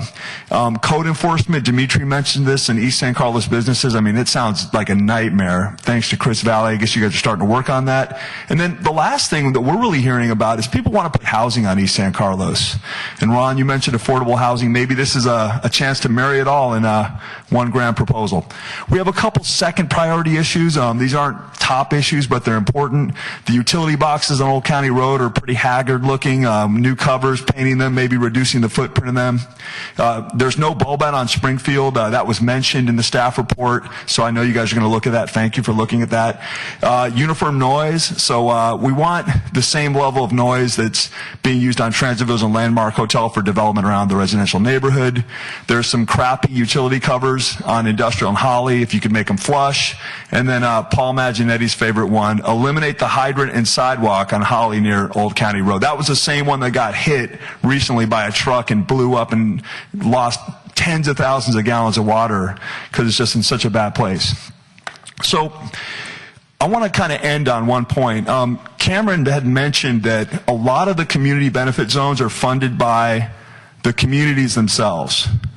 So in other words, we would pay for our own benefits. Couple things on that. First of all, we've always been underserved. Parviz Mokhtari did a whole bunch of stuff for this town, and one of which was left our area for 20 years ADA non-compliant. So we're just, Eastside Connect got us up to the level. In addition to that, we actually feel like it's really unfair for us to pay for all these developments because we're getting impacted. So what we're asking for are extrinsic benefits in addition to impact mitigation. So there's going to be tons of impacts, but we can't mitigate them all like with Transitville. So what can we get in return? Finally, you guys know that Black Mountain is coming up, and we're being asked to fund Black Mountain. It's not like we're for or against that project necessarily, but we all have limited money. So for us to pay additional money to kind of start our own community benefit fund doesn't seem right. What might seem right is to take some of that development money, put it towards things in the neighborhood to bring it up to so we're no longer underserved, and then we can do all the right things by the community. So we thank you so much for the dialogue. We thank you for your time for agendizing this issue, and we really look forward to working with you guys. Thanks a lot. Thanks, Ben. Thanks, Sam. All right. Questions? I think we're a little bit overwhelmed here for a second. So, I mean, it's like, which one do you try first? Cameron. Thanks, guys. I guess first I would say, I approach this as, we want to try and improve quality of life in every part of the city. I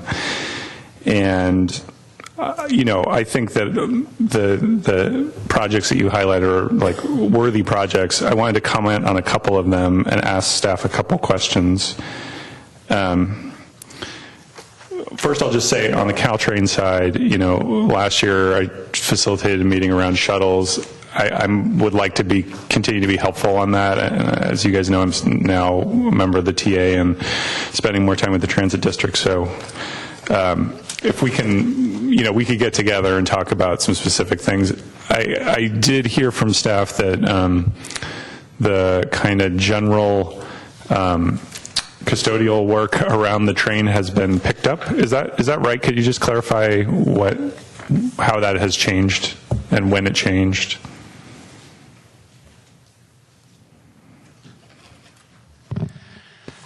Good evening, Mr. Mayor, members of council. Jay Walter, Public Works Director. As it relates to the city's responsibility for the litter removal and landscape maintenance along the berm, and in particular the area around the train station, we went ahead and increased. We had a once-a-week frequency for litter removal and landscape maintenance in that particular area, and we went ahead and with council's approval, we funded that for a second day. So 2 days a week now we have a crew that's assigned, that the contract crew goes out and takes care of the litter in and around our area of responsibility. They don't go up on the platform, they don't go underneath the area, which is Caltrain responsibility, but we have that area outside, kind of along Old County Road along the berm.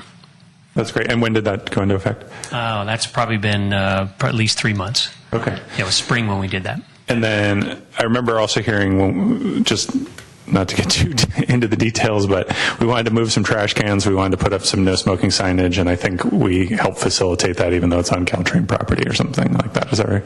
Yes, in fact, we did put the no smoking decals on all the benches in the area underneath and along the Old County Road frontage, and as well we put a new trash can at the base of the ramp that comes down off the northbound side of the platform. Comes down off the staircase there. I think that's it.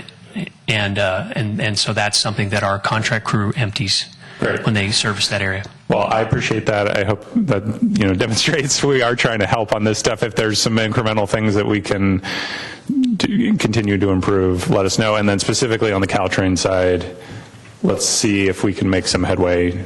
No promises. Can we make one comment? Yeah, go for it. That's wonderful, and thank you for adding on additional stuff. Ben, come on up because this is being recorded. We do notice a difference, and we really appreciate, for example, the garbage can that was mentioned by Jay. The only challenge is and actually Michael Field of Windy Hill brought this up. So the landscaping that's being used is bark, and it can't be blown. And so the suggestion was made that maybe we would change out the bark so that they could actually blow out the cigarette butts and stuff, because it's very hard for them to do a thorough job. They do a much more thorough job in the area where there is no bark. And so I don't know if that would be something that could be considered, Jay. Okay. I don't know if you want to address that, what the landscaping plan was for the bulb outs. Well, the landscaping plan was to add bark to all the bulb outs, simply because that's one of the ways that you try to retain some moisture for the plants that are there. And yeah, indeed, the cigarette butts and probably some of the other trash will get caught in that bark. But one of the problems, if you eliminate the bark, then it maybe is less attractive. So there's trade-offs in this kind of stuff. The bark over time probably is going to be, it's not going to be replaced as often. When it's brand new, it's lots of fresh new bark. So that's kind of the issue. Okay. A couple other quick comments. On the high school, I agree, and that's why we sent the letter saying that we didn't think it was a great location for the high school. I would just point out to the neighborhood that, we have limited legal authority. However, there is an election that's happening this year for the Sequoia Union High School District. It is a competitive election, which there are 4 candidates for 3 spots. So I'd encourage you to reach out to those folks and find out where the candidates stand on that particular issue, since it's going to be a big issue for the high school district in the next couple of years. I wanted to ask staff about the Loyola Park building. Is that currently on the long-term budget for either rehab or replacement? No, I believe it's still currently an unfunded project. Okay, go ahead. There is one aspect of that is currently funded, and that is replacement, actually installation of an actual air conditioning system for that building. So we'll be upgrading the ventilation for that. Currently just has a heater and fans in there, and so it can, as known by some folks who've had community meetings over there on a warm evening, get pretty hot and stuffy in there. So that is definitely an improvement that's already budgeted and planned for probably within the next 9 months it'll take place. Okay, that's great. And we've talked about kind of having a longer budget cycle or a series of budget hearings. I'd be interested to know kind of from the Park and Rec Department and Public Works kind of where that building stacks up in the relative priority list when we get there in the next 6 months, and just try to understand it, because I think we get a lot of use out of that building, and I think there's a lot of opportunity to improvement. Lastly, I have some other things, but I'll let other folks talk. I'll sort of second the concerns about East San Carlos Avenue. I really don't know exactly what happened there. I think it predates my time on the council, but having looked at the satellite Google map, it seems a little odd that you've got kind of the sidewalk jutting out into the street, and I don't know if that was the result of a compromise or. I don't know if I'd be interested to hear from my colleagues if there's any institutional memory on why that is the way it is, and I don't know, given that we just put a bunch of money into creating a sidewalk there, whether it would make sense to change it, but it does seem a bit odd to me, so I'd be interested in learning more about that. So, and I'll let others ask questions, but I don't know if you want to go ahead and answer it, Jay. Yeah, thank you. That's probably a good idea. No, I don't want to stay up here. I want to sit down. It actually predates my time with the city, but as I got here, we were very close to being complete with the design on East Side Connect, and it had that, we'll call it a strange configuration, which has that sidewalk that runs basically from Bayport on down to Industrial on the south side, but it accommodated we call it the perpendicular parking there rather than the parallel parking for those businesses, and that's the entry points to some of their buildings, garages and those kind of things. And as I understand it, the original concept had been to have that be a straight shot sidewalk on the one side. There was pushback from the businesses about losing the parking in front of their businesses. And then, from what I understand, there was pushback from the neighbors on the north side of East San Carlos Avenue who did not want a sidewalk directly adjacent to their backyard. So that's why on that stretch of road right now, you have on the north side, it's just curb and gutter, and then there's maybe it's 8 to 10 feet of space. It has some utility poles and some things like that as you work your way on down, but there's no sidewalk, and then the backyard fences. So it's an interesting configuration the way it worked out, but I think it was a series of compromises that were reached after the original concept had been that there would have been more or less a uniform width all the way down through there, and even a traffic signal at Industrial and East San Carlos. So it sounds like a thorny problem to unwind, I guess would be my assessment of it. The neighborhood has brought up concerns about safety, just of the narrowing of that intersection. Is the staff aware of any problems, any safety-related problems on that street thus far? Not as far as we've been made aware. Obviously, there's been observations of folks who feel that it's too narrow. I think the shuttles that run kind of down that street, that's really where we wanted them to go. Either that or further to the south where they would go through one of the industrial areas or Britain to get kind of back over towards the east side. But as it relates to the city's vision for that street, we're calling it a bicycle boulevard. So we do want it to be pedestrian friendly and bicycle friendly, and we don't want it to be something that is hazardous for vehicles. And so I think that ultimately we will have to address some of that. But I think for right now, I think it functions in the way that it was intended, at least the way that it got built. So I've not been made aware of any serious safety concerns. We remedied one at the intersection of Bayport and East San Carlos when the stop signs were turned and faced, against the other street. Yeah. And we corrected that right away. And I think that certainly has been a help for that location. Okay. Yeah, I appreciate the background. I'll reiterate that it seems like a thorny problem, so I'll let others speak. Matt? Oh, Jeff, did you want to chime in? I was just going to remind the council, I believe there are other public speakers on this item, so I don't know if you want to hear from them before you really launch into your own. I had not forgotten about them, but I just thought that since there were questions of staff, I thought maybe we ought to get these out of the way and then take public comment. Matt? The question I have is, it seems like one of the major requests here is this community benefit zoning.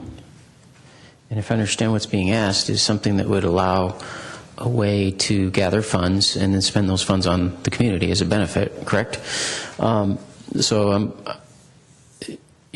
staff knowing that this presentation was going to be given, I don't know how soon you guys saw some of this information, but the question is, do we know of any other communities that have done this, or would we be inventing something new? Do we know the legality of it?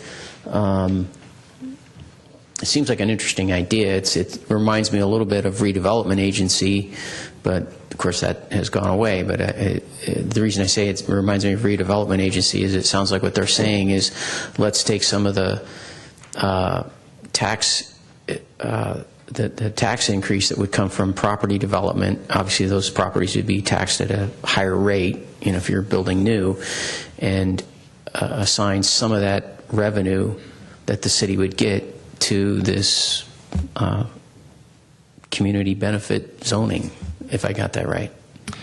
I'm prepared to get into a lot of detail about the community benefits ordinance, but let's just, I guess I'll cover a couple of the questions that you had or ideas. And it's not about a tax. community benefit ordinance or program is about only when a developer wants to do something more than the development standards. For instance, the developer, if you have a 50-foot height, they want to go to 60 or 80 feet. So what a city would do is determine what's the economic value that you're giving to that developer, and you'd come up with a list of things in the community you wanted to do, and then that money would be spread throughout the city in certain ways, and you'd have to identify what those ways are. So it's not a tax. It's very specifically related to specific things. And there's pros and cons with doing that. In Silicon Valley, most cities do a thing called negotiated agreements or development and disposition agreements, which the city of San Carlos has used very effectively for many years. And the only other city in San Mateo County that has adopted a program is the city of Redwood City. They just did that in the last year. Typically, community benefit ordinances or programs are for big cities that are experiencing tremendous growth and things like that. So that's sort of in a quick nutshell. Now, that being said, if you wanted to attack certain issues or problems, there are other funding mechanisms that we have in addition to our negotiated development agreements already on the table. For instance, you have parkland dedication fees that are taken in for residential development projects. Those parkland dedication fees are to be used for the acquisition or improvement of our parks. And one example of that is something the council did as part of the Transit Village project. As you said, we're going to take the park dedication fees from that project and allow it to only be used on the greater East San Carlos neighborhood. And I think it was between $300,000 and $400,000. So that's one example. Another example is you have a traffic impact fee. I know that traffic is an issue that you've discussed a great deal this evening. Traffic impact fees, we have it on the books. We extract those fees. For instance, PAMF was about $1.1 million.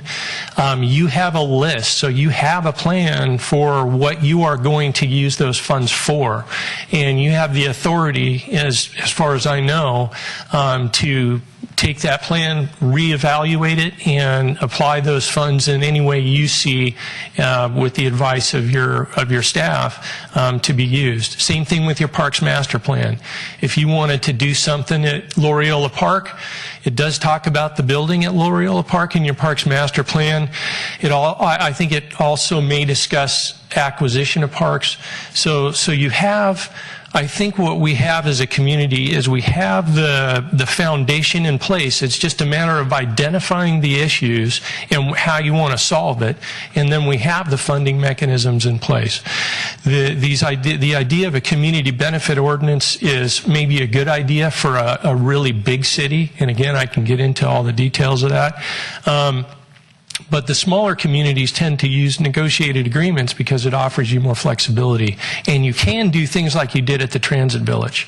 Some of these community benefit ordinances will limit your ability to say, hey, this neighborhood has a specific problem, because what the laws encourage cities to do is do something community-wide.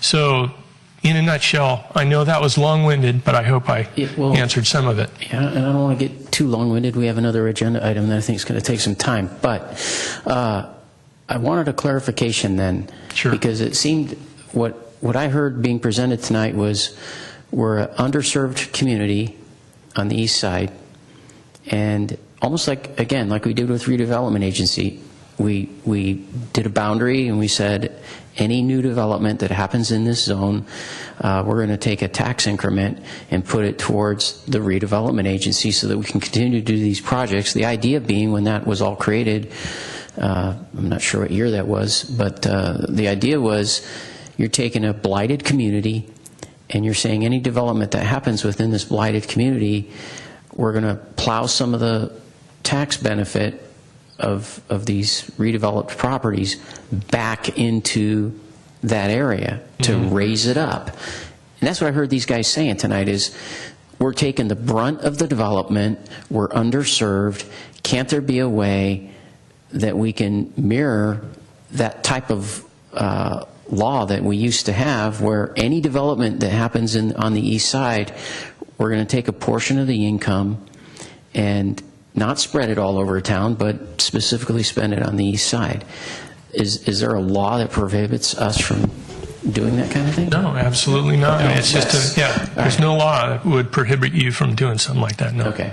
And so, Mr. Mayor, as we finish up this subject, I'd like to revisit that, because I think that's something that would be worthy of having on the agenda if there's 2 other council members who are interested in it. Okay, Mark? Thanks, Matt. Thank you, Mr. Mayor. Jay, question for you following up on the discussion you were having with Cameron about East San Carlos Avenue. My understanding of the history of some of those compromises that were made is, as you pointed out, they were a function of the established businesses that are there and had been there for many years. A prior council, as I recall, changed the zoning rules for that section of San Carlos and basically made it a combination like residential, commercial opportunity. In other words, that actually may be an Al question. Yeah. But here's what I was looking to get at. My question is this. I would presume that the compromises that we made involving the particular businesses, that as those businesses turn over, the property use gets changed, which is what the council is hoping to do with the changes to the zoning ordinances that were made. I presume we will revisit the issue of those compromises. In other words, that we're not going to just say, oh yes, we used to allow perpendicular parking here for as a compromise, but we no longer really need that for this new business or the new land use. We're going to revert that to something more typical. That would be my recommendation as, say, a plan or a potential development came in and asked for feedback on what should we do along the frontage of that street. Yeah, I think we would want to revert that back to a more traditional way of having that curb aligned on that one side. And Al, I realize this may have been a joint question. Would you concur with that observation? Since it's a land use issue as well. Yeah, I would definitely concur with that. And also, as Jay mentioned, on the other side of the street, maybe revisiting the issue with the neighbors there, because there is 10 feet of public, that's public right-of-way, isn't it, Jay? If you drive down the street, it's like, well, why isn't there a sidewalk on that side? It's a straight shot. I understand, and I was around during the time of those discussions, and maybe it's just reopening that issue. Well, in fact, you anticipated my next question. That's the one part of the history that I wasn't familiar with. What was the objection to having sidewalks between basically a backyard fence and a road? It's just human nature, right? I mean, people just didn't want to have, people walking, you could say that perhaps there's security or safety issues. So that could have been some of the issue. But I think that, if you looked at it more closely and in terms of the design and safety issues, you could probably design something that was acceptable to the neighbors. This is a very minor issue, purely personal point of view. I wouldn't mind seeing that issue revisited, because that might help relieve some of the other admittedly oddball configurations with that street, which it sounds like at least some elements of the community today would prefer be shifted. Yes. Thank you. All right. I was going to say, I do understand why the residents whose backyards face East San Carlos might object, because my grandfather used to live along, he used to live on a corner in Alameda, and he had a side fence that went along the sidewalk, and he constantly complained about people walking along throwing things over his fence, and he was always cleaning out people's wrappers and beer cans and that sort of thing. So all I'm saying is I understand why not that we shouldn't revisit it, but I do understand some of the concerns people had. Well, it just presumes they don't have stronger arms nowadays, Mr. Mayor. I just had a couple questions. Jay, I guess this is for you. Just a couple of minor things. So there was an issue on there about LED lights being too bright rather, on, I think it was Old County Road. Is that just a matter of adjustment? It's actually just a matter of shielding the fixture, and we got one request to do that, and we took care of it. Okay. So and we do that all over the city. We have LED fixtures that are up, and we will shield when a resident requests because it's shining too brightly into the house or otherwise.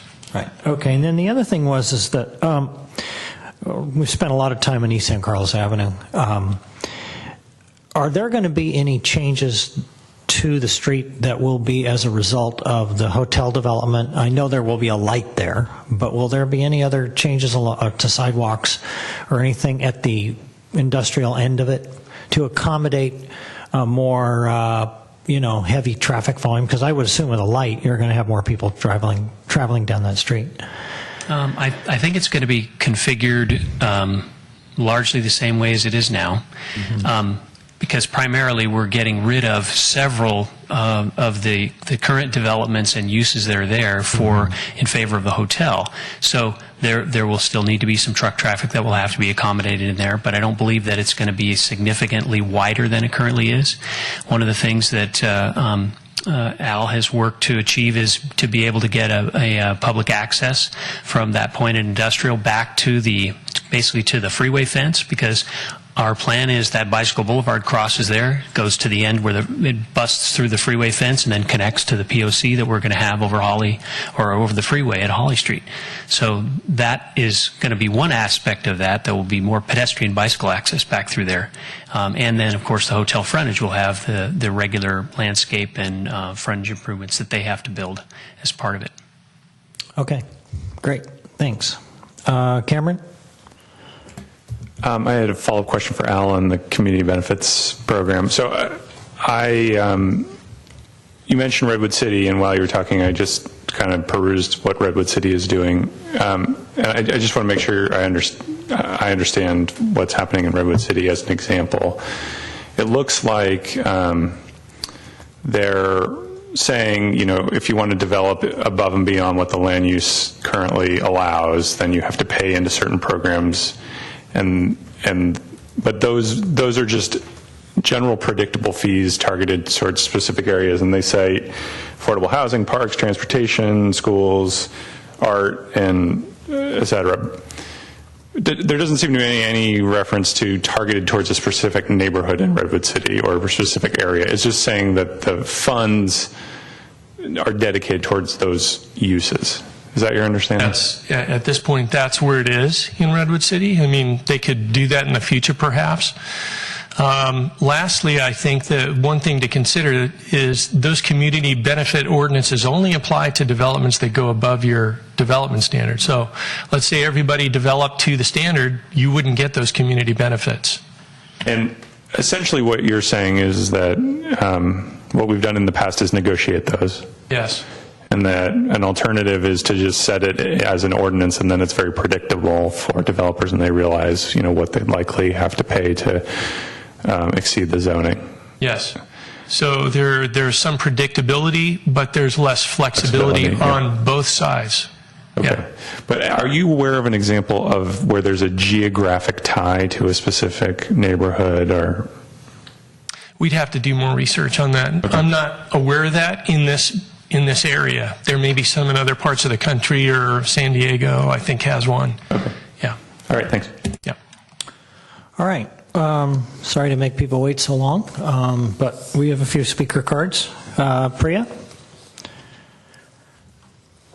By the way, Priya, you listed 3 items. 10A's been continued. Okay. So really quickly, I really believe that a city gets the council it deserves. A section of the community gets the representation it gets, and people tend to assert, etc. I don't want to get into the details of it. All I know is I have received 10 emails in the time I've sat here saying who represents them in Holly. So I would say reach out to Holly residents directly. On the east side, again, the presentation that was done here, I would say go and look at Nextdoor, the responses you see there. So take them into account. I would say make it official to add those comments into public comment. So I really believe, it's one city. I really get nervous when you start, it trends towards segregation. So I would really caution against all these, it's great to get, benefits back, but to have an oversight community that's in bed with some people and, it just makes me highly nervous. I just want to say that. Thanks. All right, thank you. David McClellan? Thank you. I just wanted to expand on what Ben Fuller was talking about in regards to a sports field complex. I'm a dad and I'm a coach, and I've reached out to a number of organizations here in San Carlos, and we have come to the conclusion that we do not have enough sports fields here, notwithstanding all the hard work that San Carlos does to divvy up sports fields and try to find accommodations for all the different kids here in town. So one of the things that we would like to propose, and Ben already did, but I would like to reiterate, is a multi-sports complex. We think that it is not only needed, but it's feasible and it's affordable when you consider other options that we have. And I don't know if there's anybody else here that is going to speak, but I asked some of the other people to come. But we're going to continue to work on this issue, and we'll let you know and keep you informed. Thank you. Great. Thank you, David. And Tim Hilburn.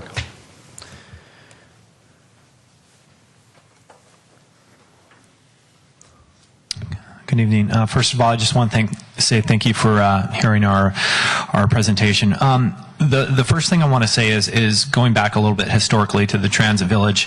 One of the big sells that we got, especially from Alice Avey when we first met him and we're going through, was, hey, you're going to get a lot of pass-through money from the RDA. And about eight months to a year before the RDA was taken away by Governor Brown, I sent Al an email saying that we are going to lose the RDA. The writing was writing was on the wall, and coincidentally, we did lose the RDA. I think right now there's a huge disconnect between what the city perceives as income and potential income from developers, and where that money goes to, and what we had as an RDA agency. And we've kind of lost that concept, and I think we need to bring that back and find out and find ways and solutions of really serving our community and the underserved parts of the community. And I think doing that is by establishing a some kind of overlay that is used with developers. I think we need to be very careful in just saying that we're just going to do negotiations with incoming developers. I think we need to think out of the box and really look at some other alternatives. Right now, Foster City is considering a tax or some kind of I'm not sure if it's a tax, but basically for new developers that are coming in that are going to be actually paying possibly for affordable housing. So there's a lot of ways that this council can look at doing this. And I just think right now there's a huge disconnect, and we do need to find a way to fund some of these things that we've been talking about. The last thing I just want to say is I'd really like for you guys to look into the high school at the park and what they're doing with that, and also the easement that comes from Old County Road into the park. And if the high school insists on building there, I would like us to at least look legally at whether or not the city can limit the high school of using that easement. So I think that's something that we should really look into. Thanks. Thank you, Tim. Okay.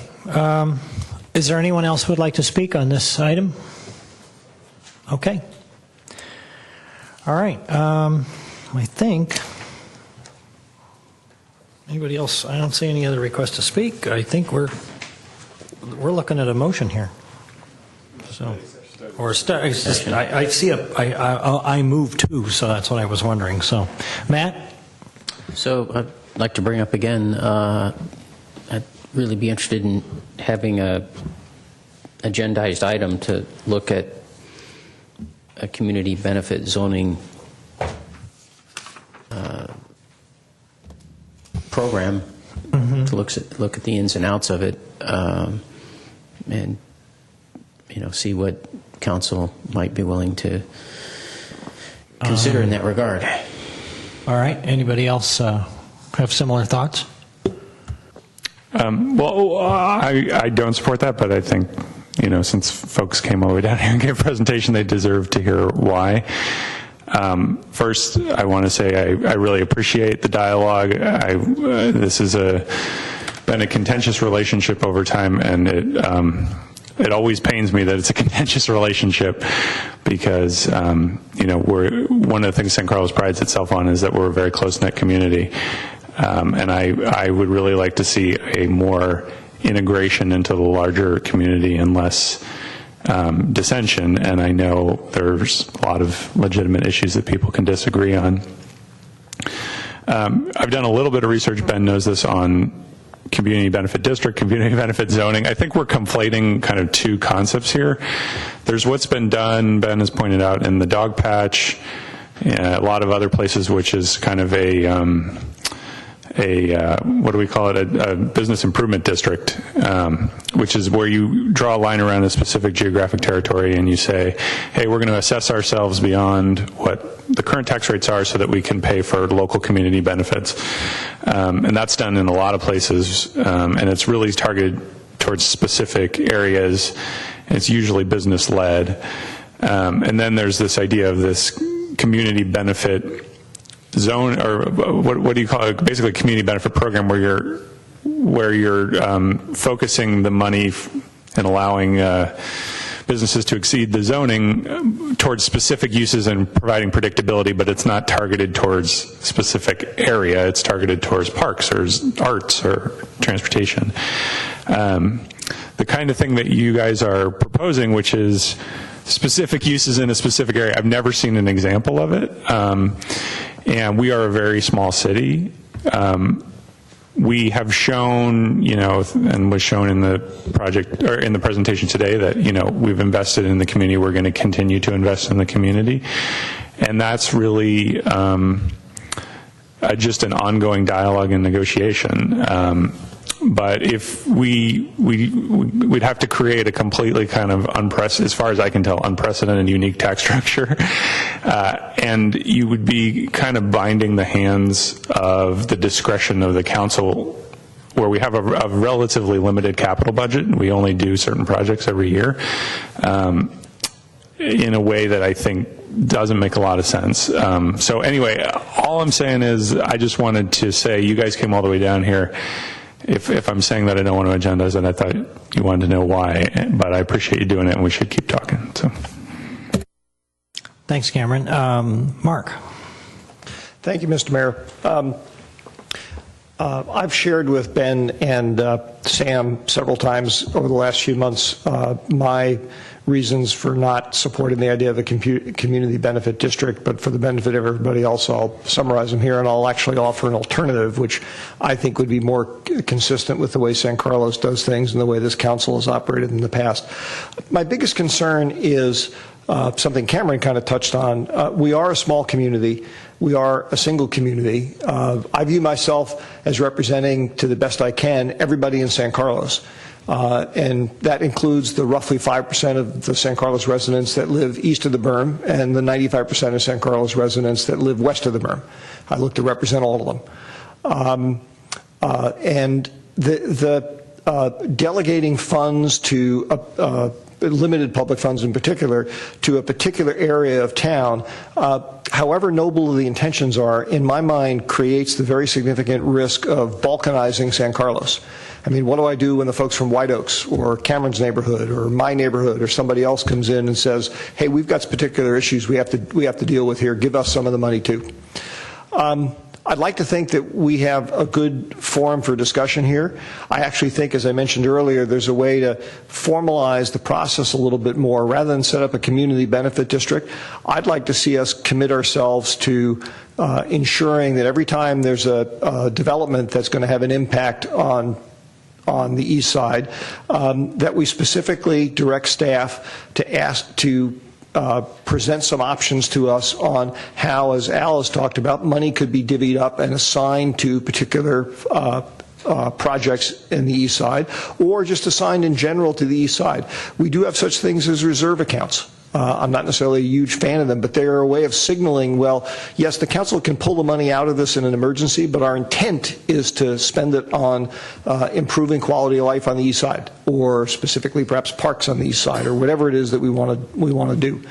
That's what I'd rather see us do than community benefit districts. I'd rather see us formalize what we pretty much do mostly already and set aside money on a project-by-project basis and make that part of our decision process. So that's my thoughts. All right. Thanks, Mark. Bob? I concur with Councilmember Olbert and Councilmember Johnson. I think as each project comes before me, or the way I look at it is, where is it and what is it going to be impacting? I think we did it with the Transit Village, assuming that a large office complex, Windy Hill, comes in. That's going to be one of the highest priorities, I think, of all of us, to look at that. It's going to be one of where are the impacts going to be, and where can we benefit there. I agree again on the balkanization concept. I just think we have to look at this as one picture, and if there are items that are designated in a certain area, then we have to look at see what kind of things are going to happen in that area, and how we can affect it. So I concur that I'm not necessarily in favor of a specific community benefit zone, and as Councilmember John said, I've never seen it either. And I've done some building around, but never seen that before. We've had fees and added on fees for traffic and housing and art and whatever I've paid in my career, but never seen one specifically for that. So. All right. Thanks, Bob. I'll just add a couple of my thoughts. We've been looking at lots of ways to fix all the things that need to be fixed in San Carlos for a long time. And of course, most of us have been on here long enough that with the help of the East Side, we have developed a very deep knowledge of what the needs are. But if you look back at the way this town has been for the last 15 years, and you look at it today, if you take a snapshot of what this town was like 15 years ago and you compare it to today, not a heck of a lot has changed. And structurally, there's that errata building. That's about it. And we lived through actually in the last 15 years, 2 recessions. So not a lot of development happened. Not much has happened. But it's about to happen. And there is a lot of development that's interested in coming into this town. And I don't want to suggest for a minute that's not going to affect the East Side. It is going to affect the East Side. But we're going to have the financial capability moving forward to forge these independent agreements, these negotiated developments, so that we can take those funds and put it where it's needed. And it is true, most of that needy area is the East Side at this time. So almost by default, a lot of that money is going to go for the East Side. But that won't always be the case. There will be a time when, I always like to say, I live in White Oaks, we don't have storm drains. We don't have a storm drain system in my neighborhood. I don't want a situation where I can't access, or the council, because I can guarantee you I won't be on the council by the time storm drains come to White Oaks. But I don't want a future council's hands tied by something that they have to follow and can't not follow unless they undo the ordinance. So I like the idea, but I think we can accomplish pretty much the same thing because we know what the issues are, and you've been very good at telling us what those issues are. We're already making progress on a lot of them, and I would like to think that we're going to make more progress. Just a little note on residential in East San Carlos Avenue. If you look at a map, I completely agree. It just looks out of place. And if I could wave a magic wand, I'd make it all go away tomorrow. But that area is zoned potentially for residential. I think it's even zoned if some developer came in and wanted to put single-family homes there, they could. But that's really a long-term issue, and it's something that's not going to be solved in the next year or 2 or 5 or maybe even 10. It's going to happen over time as developers decide that maybe they don't want to have a commercial enterprise there, or some developer's going to come in and say, you know what, I could build a lot of affordable housing in there, or I could build a lot of mixed use, or I could build a big condominium project and make it profitable. So that's going to turn over who knows? It might happen in 10 years. It might not happen for 20. It's not something that, we can really force as a council. But when the opportunity presents itself, we can probably have a lot to say as to how we encourage that change to happen. But my final point is I think I made it. I think the future is looking much better than the past, and we need to think in terms of what we're going to be able to do based on all these decisions that have been made by the last 2 or 3 councils. And I think we're going to be in a position very well to make a lot of improvements that everyone in the east side and actually all over town wants, because I keep reminding myself that I was elected to serve 29,000 people, and I try to keep that in mind at every council meeting. Sorry to be so long-winded. Mark, you had a final comment? Yes, thank you, Mr. Mayor. Actually, a few minor ones. First off, I feel for your situation with storm drains. My community, we have one. I'd be happy to share it with you if you have some water you ever want to put down. Yeah, you bring your stormwater over. I also will mention in passing that you rattled off a number of things which, to me, are actually closely related to that issue I brought up at the beginning of the meeting about how development occurs and the time frame of development and some of the issues and constraints, which I'm glad you did, and it sort of highlights the reason why I think we need to do a better job of educating people on those things, because I don't think a lot of people understand them. The main thing I also wanted to say, just as my opinion, advice to staff, we didn't necessarily address every single item that was on the suggestion list. I very much want staff to incorporate all of that into their thinking. I know a lot of things have been or already in process or potentially in process, but if nothing else, I view this as an excellent opportunity to gather some frontline data on how a number of residents in our community feel about their section of town. And so we should definitely incorporate that into our thinking, and I'm confident that you'll do that, but I just wanted to remind you, just in case you didn't think of it yourself. So, thanks. Okay. Jeff, did you have a comment? I was just going to respond to Mark's comment and just let him know that we will be doing that. We've already had some meetings with folks from the GESC about these items. We'll be programming. I mean, some of them are great projects. Some of them have been talked about a long time. We'll be programming them into the 5-year capital budget. As we move forward and following up on these things. Some of them are related to projects, some of them are already in process and are happening. So we'll continue to work on the list. We'll continue to look for opportunities. Sometimes things occur to us that are beneficial to the neighborhood, and we reach out and get them started. The neighborhood didn't think about it, and sometimes things occur to them that didn't occur to us, and it works vice versa. I can't really speak to the long-term history between the city and the neighborhood. These things tend to ebb and flow.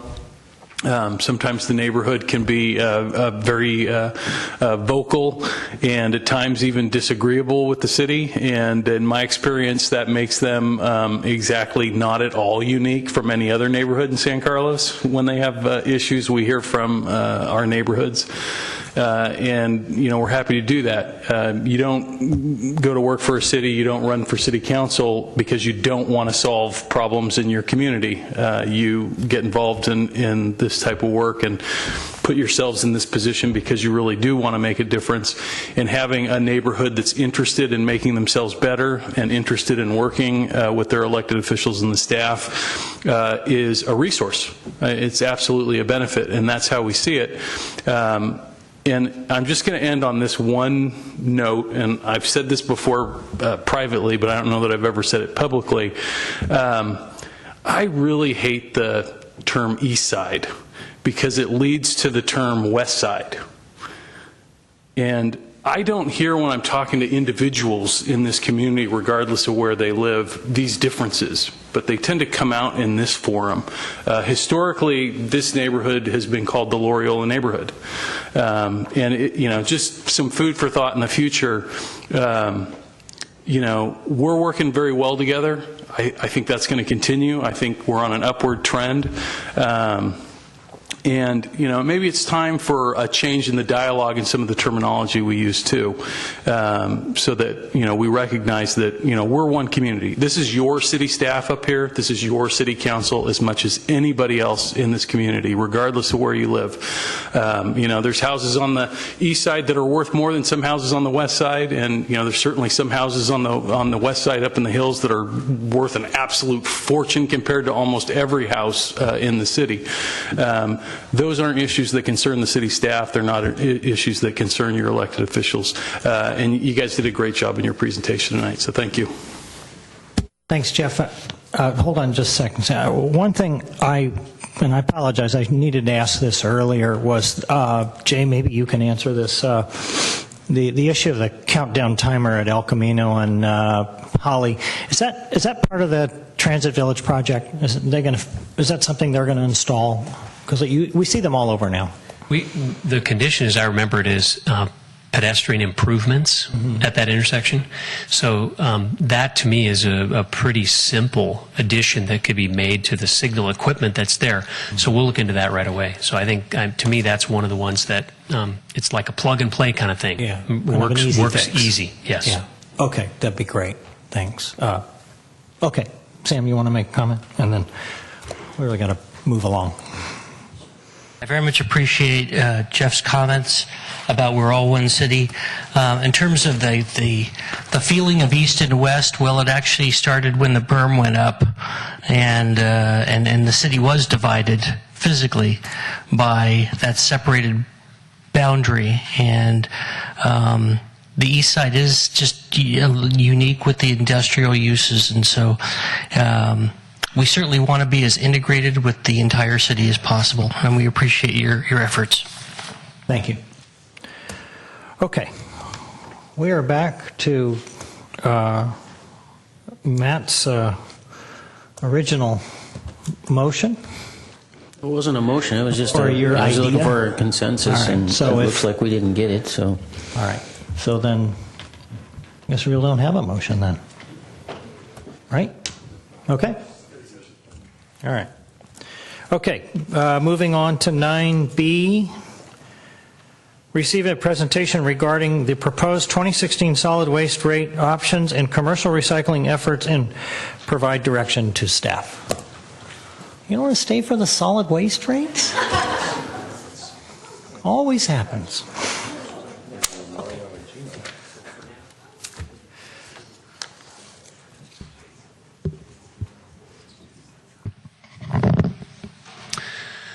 Good evening, Mr. Mayor, members of City Council. Jay Walter, Public Works Director, for this item tonight. And Yvette, if you will bring that one back up, that would be great. The background one first would be good. Nope, I'm sorry, the other one. My bad, my instructions are faulty.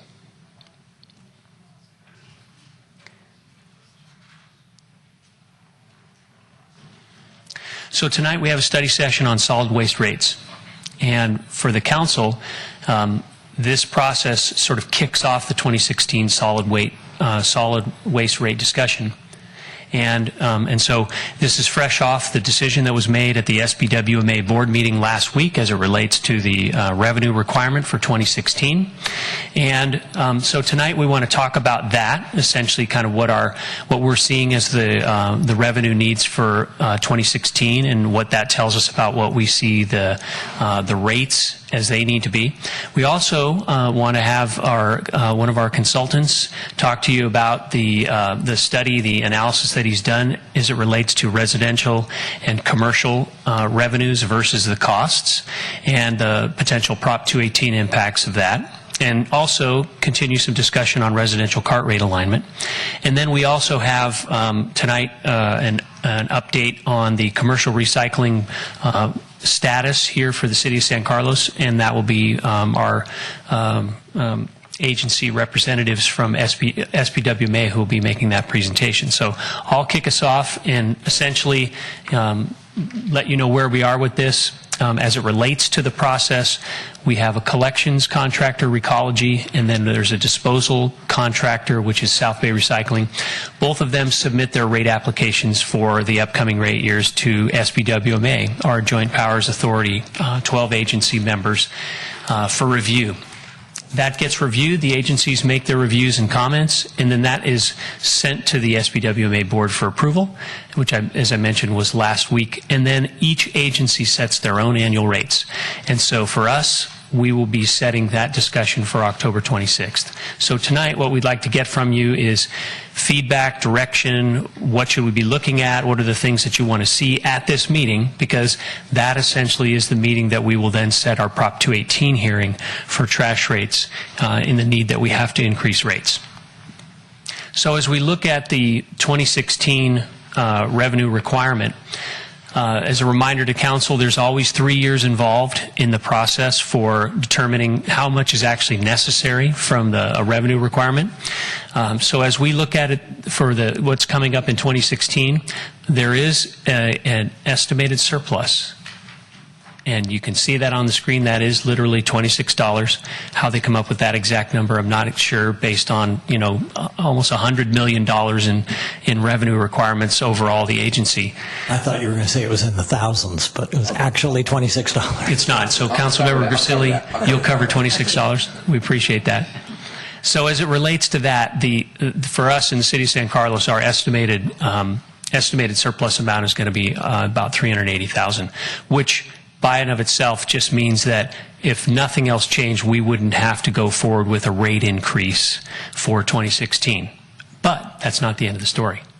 So what I'd like to do is bring up Alex Handlers. He's a principal from Bardwells and Associates. He's the one who did our rate analysis, and have him go through a presentation with you tonight. And I'm sure there'll be plenty of questions that will come out of that, as he's a real numbers guy. So Yvette, if you wouldn't mind. Clickers there, we'll get your presentation out. Oh, great. Thank you. Nice to see you all again. It's been a while. I haven't been in your new council chambers since you've redone them. Great. Thank you. Okay, and I'll try to move through this relatively quickly. I know you've been here discussing a lot of issues. Really, what I'm going to talk about is a little background on your your solid waste rates, why they are the way they are, talk about some legal requirements and evolving understandings of the legal requirements, and show you some kind of updated rate calculations we came up with preliminarily, and what some options are for implementing those. Again, study session, we're here to take input, so when we come back we could reflect your input and additional input from staff. Background, you serve about 8,600 homes, 1,200 businesses. Your rates are set to recover the overall cost of service. So you've received some analysis over the years from Rethink Waste that, yes, your rates are recovering the cost of service, but there might not be in perfect alignment with the cost of service. With residential rates in general being a little bit below the cost of service, commercial rates a little bit higher than the cost of service based on this draft analysis from Rethink Waste. And within residential rates, charges for smaller cart sizes being below cost of service, and for the larger cart sizes historically potentially a little bit above the cost of service according to the analysis. You already recognize this. You've already been modifying your residential rates. In recent years you've actually cut the rates for the largest cart sizes. There have been no rate increases in the last 2 years other than those rate decreases, and it looks like there's no need for another rate increase this year, which is good. Our objectives: kind of provide an independent review on this, come up with some cost justification to support what we think the rates should be in alignment with what the current understanding is of Proposition 218 and what that means for your property-related charges. And we'll talk about a few alternatives. I'm going to skip over this because I think everyone in this, well, maybe not everyone, most of the folks in this room are familiar with how what the key players are in this, and Jay just mentioned it real briefly.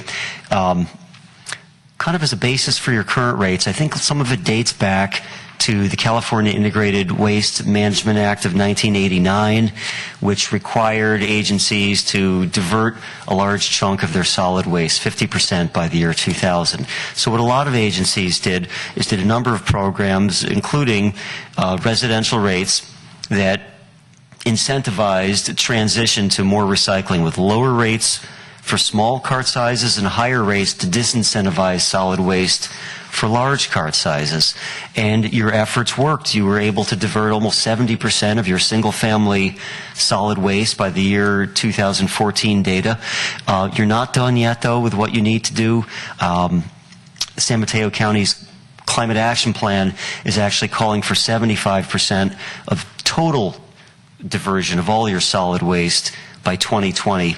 So there'll be some additional efforts to attempt to accomplish that. In terms of the rate requirements, solid waste rates are in the same purview as water and sewer rates. Under Prop 218, the rates cannot exceed the cost of service overall. There's also a provision that rates cannot exceed the proportional cost of service to each parcel. Doesn't mean you have to do some detailed analysis for every single parcel, but they generally have to reflect the proportional cost of services for your different rate classes. And you're only supposed to use the revenues for the purposes for which they're collected. The understanding of Prop 218 has evolved over time through court cases, the most recent one being the San Juan Capistrano appellate court decision. This was a case about water rates. Roughly 2/3 to 3/4 of agencies in California have tiered residential water rates to encourage conservation. Historically, under Prop 218, that was considered legitimate as long as the rates for the different classes were roughly in alignment. You were okay, you were allowed to have tiered rates to support policy aims such as conservation, or in your solid waste side, encouragement to recycle more. However, this new case implied that yes, tiered rates are okay. However, you have to have a reasonable cost justification to support them. Again, it's a case about water rates, but I think the shadow of this case falls over all sewer and solid waste rates, leading in to with the analysis that we have done. A little background, your existing solid waste rates highlighted in this table here. You have different charges for different cart sizes, from 20 gallons to 96 gallons. As you can see here, most of your customers are 32-gallon customers. That's about 60% of your residential, single-family residential customer base. And the rates escalate from the smaller cart sizes to the larger cart sizes. Commercial rates, you've got a wide variety of rates based on type and frequency of service that I'm not going to go into here. In terms of your existing rates, where do you stack up against the other South Bay Waste Management Authority, or what I typically call Rethink Waste's member agency rates? And these rates I'm showing you on this chart here, they're not in any haphazard order. They're actually ordered lowest to highest by the 32-gallon cart, which is the most common size for virtually all these agencies. They all have similar accounts as you guys for the different cart sizes. So you're right in the middle of the pack here. Moving on, to put it graphically where your rates are against the other Rethink Waste agencies, you can see your red line for the different cart sizes compared to the other agencies. You're kind of in the middle of the pack for the smaller cart sizes. Your largest cart sizes tend to be lower. That's because you've already been taking proactive action to try to realign your residential rates with cost of service. So what we did going forward was try to come up with, without getting into too much number detail, kind of big picture, what can we do to justify the existing rates or identify where things need to change? Basically, there are three different types of costs that are looked at from Rethink Waste and Recology and the way your rates, what we're recommending here. One is your collection rates, the cost for the trucks and the drivers to go out there, pick up the waste and deliver it to the Shoreline Environmental Center. That's the biggest chunk of cost that you have out there for solid waste. It's about $5.1 million in the current calendar year. And the way we allocated costs in our kind of preliminary study is Recology provides that detailed information for what the collection costs are for residential versus commercial. So you've got good cost data there. Within residential, However, there's not a lot of good data. The one school of thought says, hey, wait a minute, the large cart should pay more than the small cart. But then again, as anyone in the industry will point out, it doesn't cost that much different to go out and send a truck and driver to pick up the waste from someone's curb, whether it's a 96-gallon a cart or a 32-gallon cart. You still have to make that same effort. So I know from looking at some of the data from Rethink Waste, they had assumed that it was equal for all accounts. However, everyone would recognize that if you have a larger cart size and you've got your trucks driving out there, they're going to fill up a lot quicker than if everyone had a 20-gallon cart size. So there have to be more trips to serve those large customers.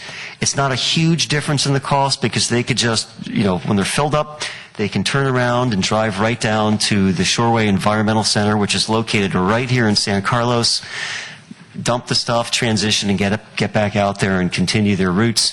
But there is a cost differential. So that's embedded in a small cost differential in the rates that we came up with. What we came up with, again, kind of a placeholder estimate, that the 32-gallon container equals, 100% of the cost of collection. The smaller cart size, 20-gallon container, 90% of the cost of that. And as you move up to the 64-gallon container, that's 110% of the charge, and for the largest cart size, 120% of the cart size. So again, trying to recognize that there is some cost differential there. The next category is disposal costs. It's the next largest category, $1.9 million in 2015. Again, costs are allocated residential and commercial based on the actual costs of funding that waste from the Shoreway Environmental Center. And then again, within residential, this time we allocated the cost based on solid waste cart size. It's a reasonable proxy for the amount of waste that's being generated that you have to fund at Shoreway. The third element is city cost recovery, which is the smallest portion. All the Rethink member agencies submit to Rethink Waste what their costs are, and Rethink Waste factors those into their cost calculations. These are costs for anything from administration to street sweeping to franchise fees, costs that should be recovered from solid waste. There's no set way for doing this. I won't say there's an industry standard. In our rate calculations, what we did is allocate those costs to residential versus commercial, single-family residential versus commercial, based on the measured volume of solid waste. Again, a lot of your efforts here in the city are going to be aimed at reducing waste, so certainly levying charges based on volume is a reasonable approach. It's not the only one out there. And then again, within single-family cart sizes, we allocated those costs, again, based on volume of waste, which is represented by the cart size. So the long and short of it, this kind of shows the numbers. Based on our cost allocations, it appears that your single-family customers are underpaying, not to the same extent as you may have seen in some other analyses, but they're allegedly underpaying by 25% or so from what they should be paying to recover the full cost of service. The flip side of the coin is the commercial, as you're aware, have been ostensibly overpaying. So this new cost allocations would result in a reduction in the commercial rates of about 20%. And this shows it graphically. The blue section is what the revenues are from each customer class, and the red section, red, orange, yellow, what the costs of service are according to these cost allocations.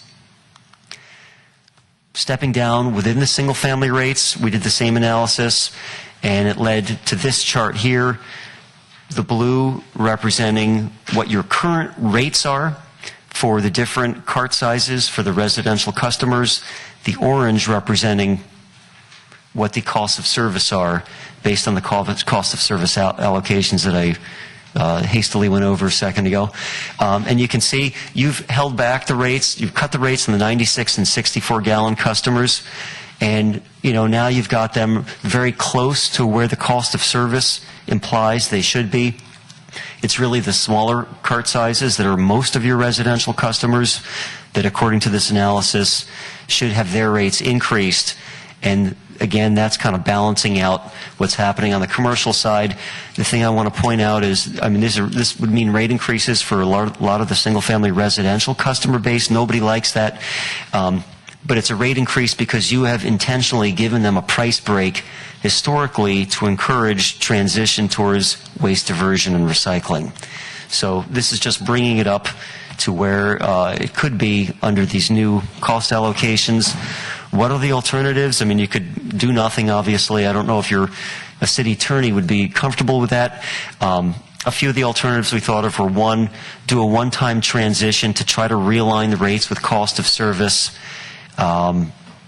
Again, with no rate increase on overall, this is probably a fortuitous time to do that because you won't have a double whammy of a rate increase and a rate structure adjustment. Some other options could include phasing in to the realigned rates over a few years. The benefits of that are, you're giving folks a little more time to react.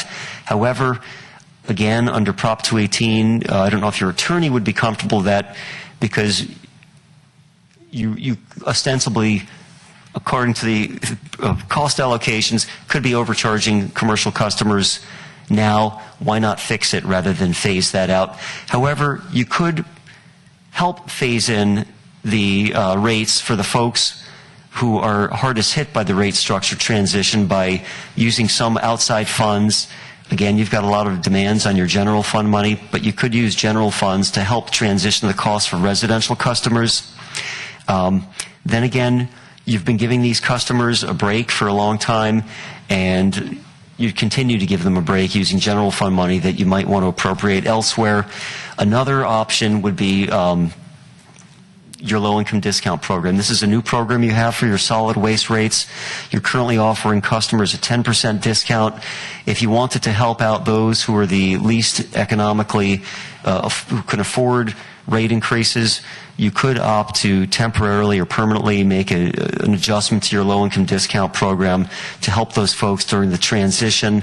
This is a program that's not being currently widely used by the folks who are eligible for it, so maybe even during your Prop 218 process, you could publicize the fact you've got this program out there and available for folks. That doesn't conclude everything. There's one more issue related to your rates. All the Rethink member agencies recover franchise fees from the solid waste enterprise by telling Rethink Waste how much should be recovered in the waste, in the rates. This is very common throughout the state. The franchise fees range from about 3% to 13% of overall revenues. Your franchise fees that you recover are actually on the lower side at 5%, where it's historically been. However, under Prop 218, the notion of franchise fees are legally questionable since they're not technically a strict cost of service. However, you are incurring a lot of costs as a city related to solid waste, whether it's Public Works Department, legal, city manager, staffing time, you've got facilities, et cetera, solid waste diversion programs you're going to need to keep moving on.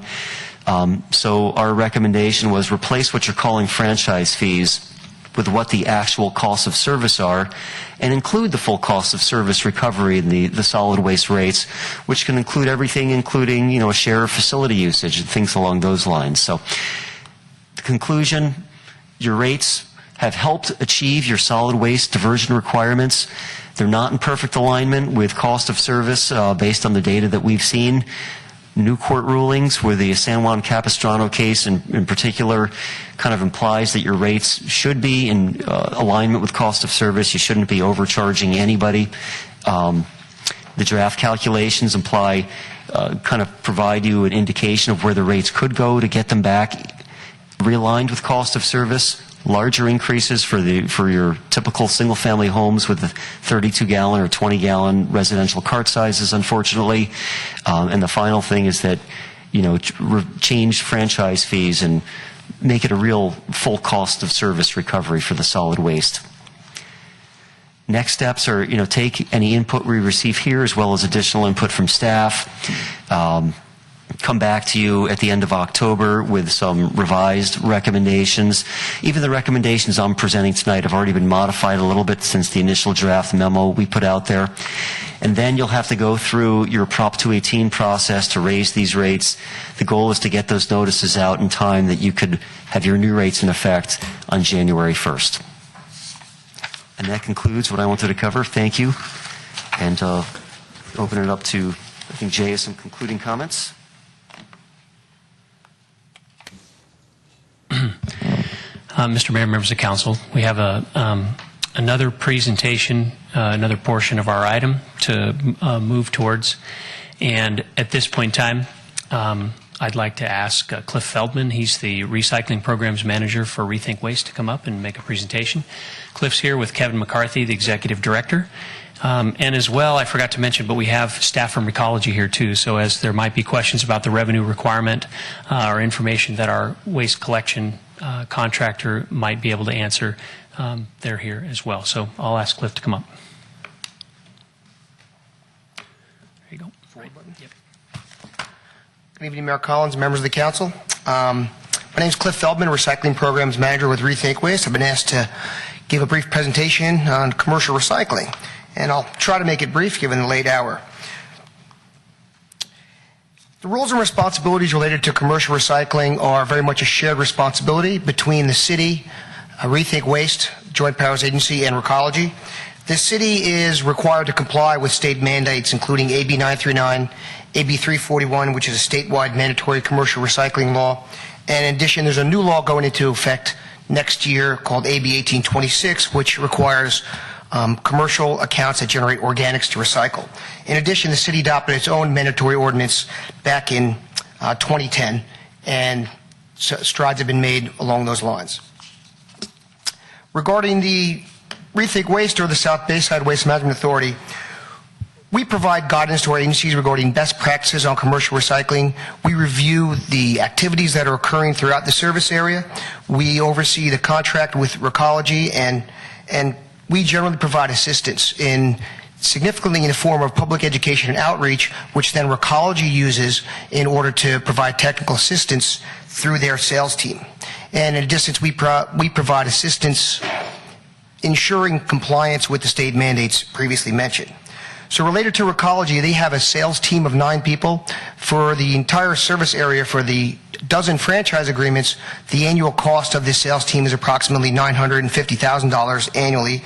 And again, we provide the public education and outreach and assistance to that sales force to go out, provide assistance, technical assistance to businesses, and to really increase commercial diversion, which about 2/3 of disposal throughout a service area is still commercial solid waste. So that's certainly the ripest area to continue increasing diversion.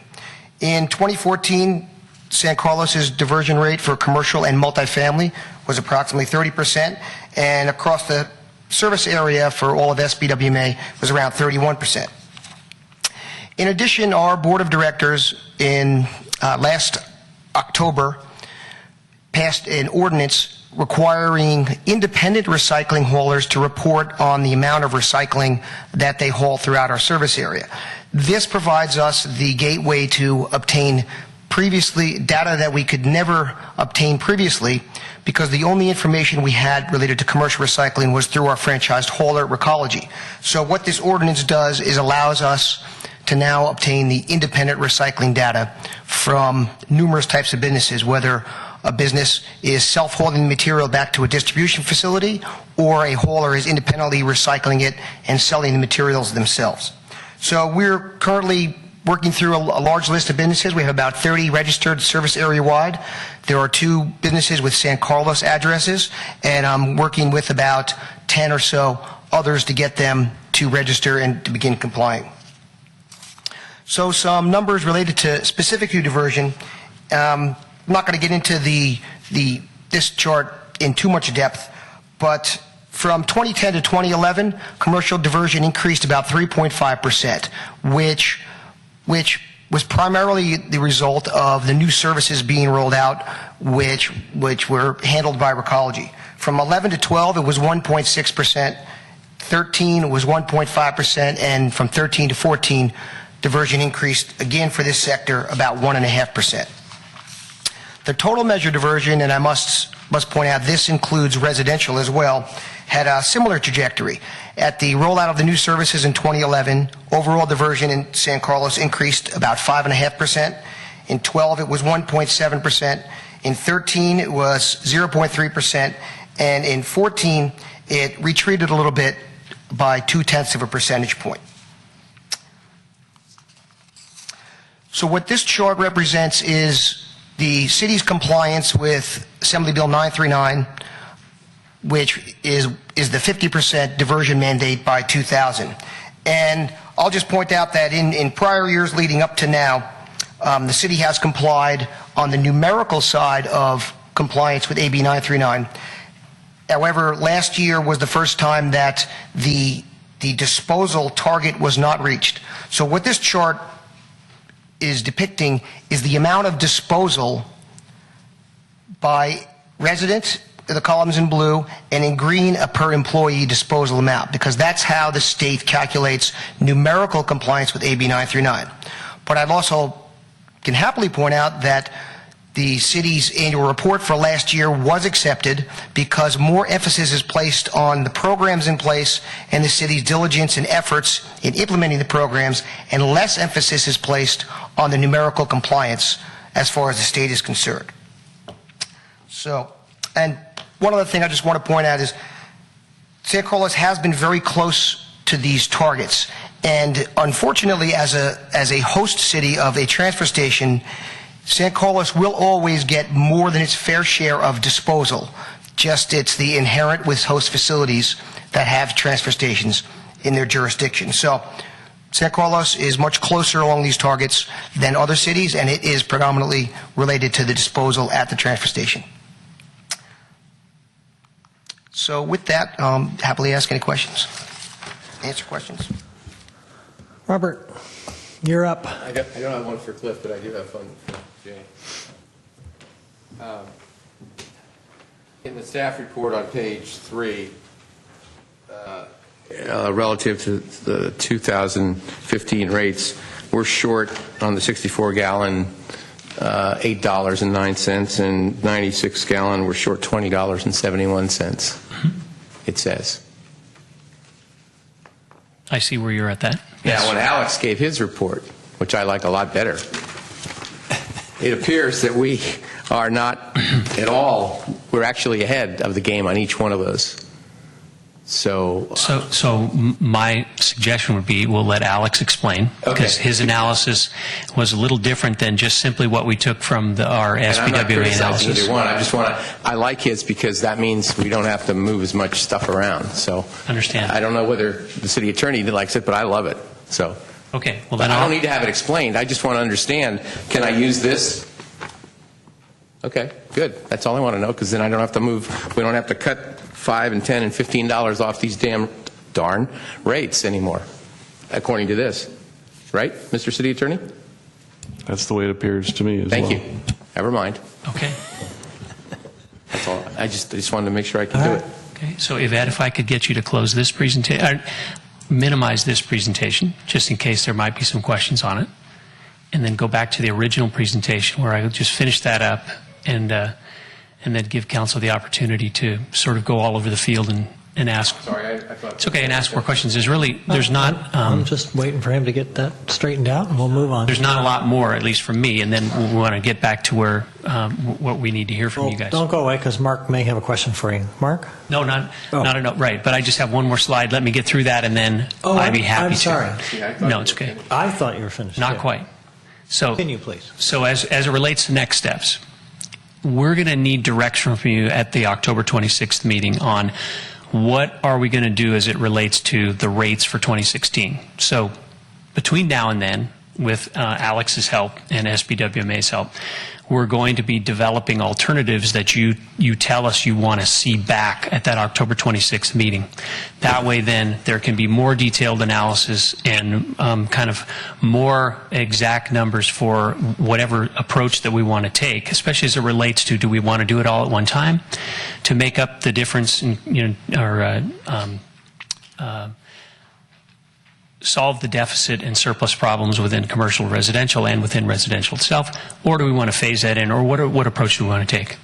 And then we'll send out the Prop 218 hearing notice, which then it looks like we'll be scheduling that first meeting in January for that Prop 218 hearing, where we'll have notified all the residents and they'll have their opportunity to come and express their concerns or their support to you at the City Council.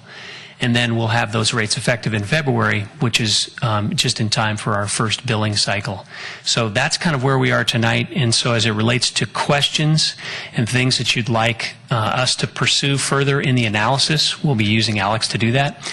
If you have questions or comments on the recycling, the recycling status so far that Cliff may be able to answer, but we're kind of looking for feedback now and direction for that October 26th meeting.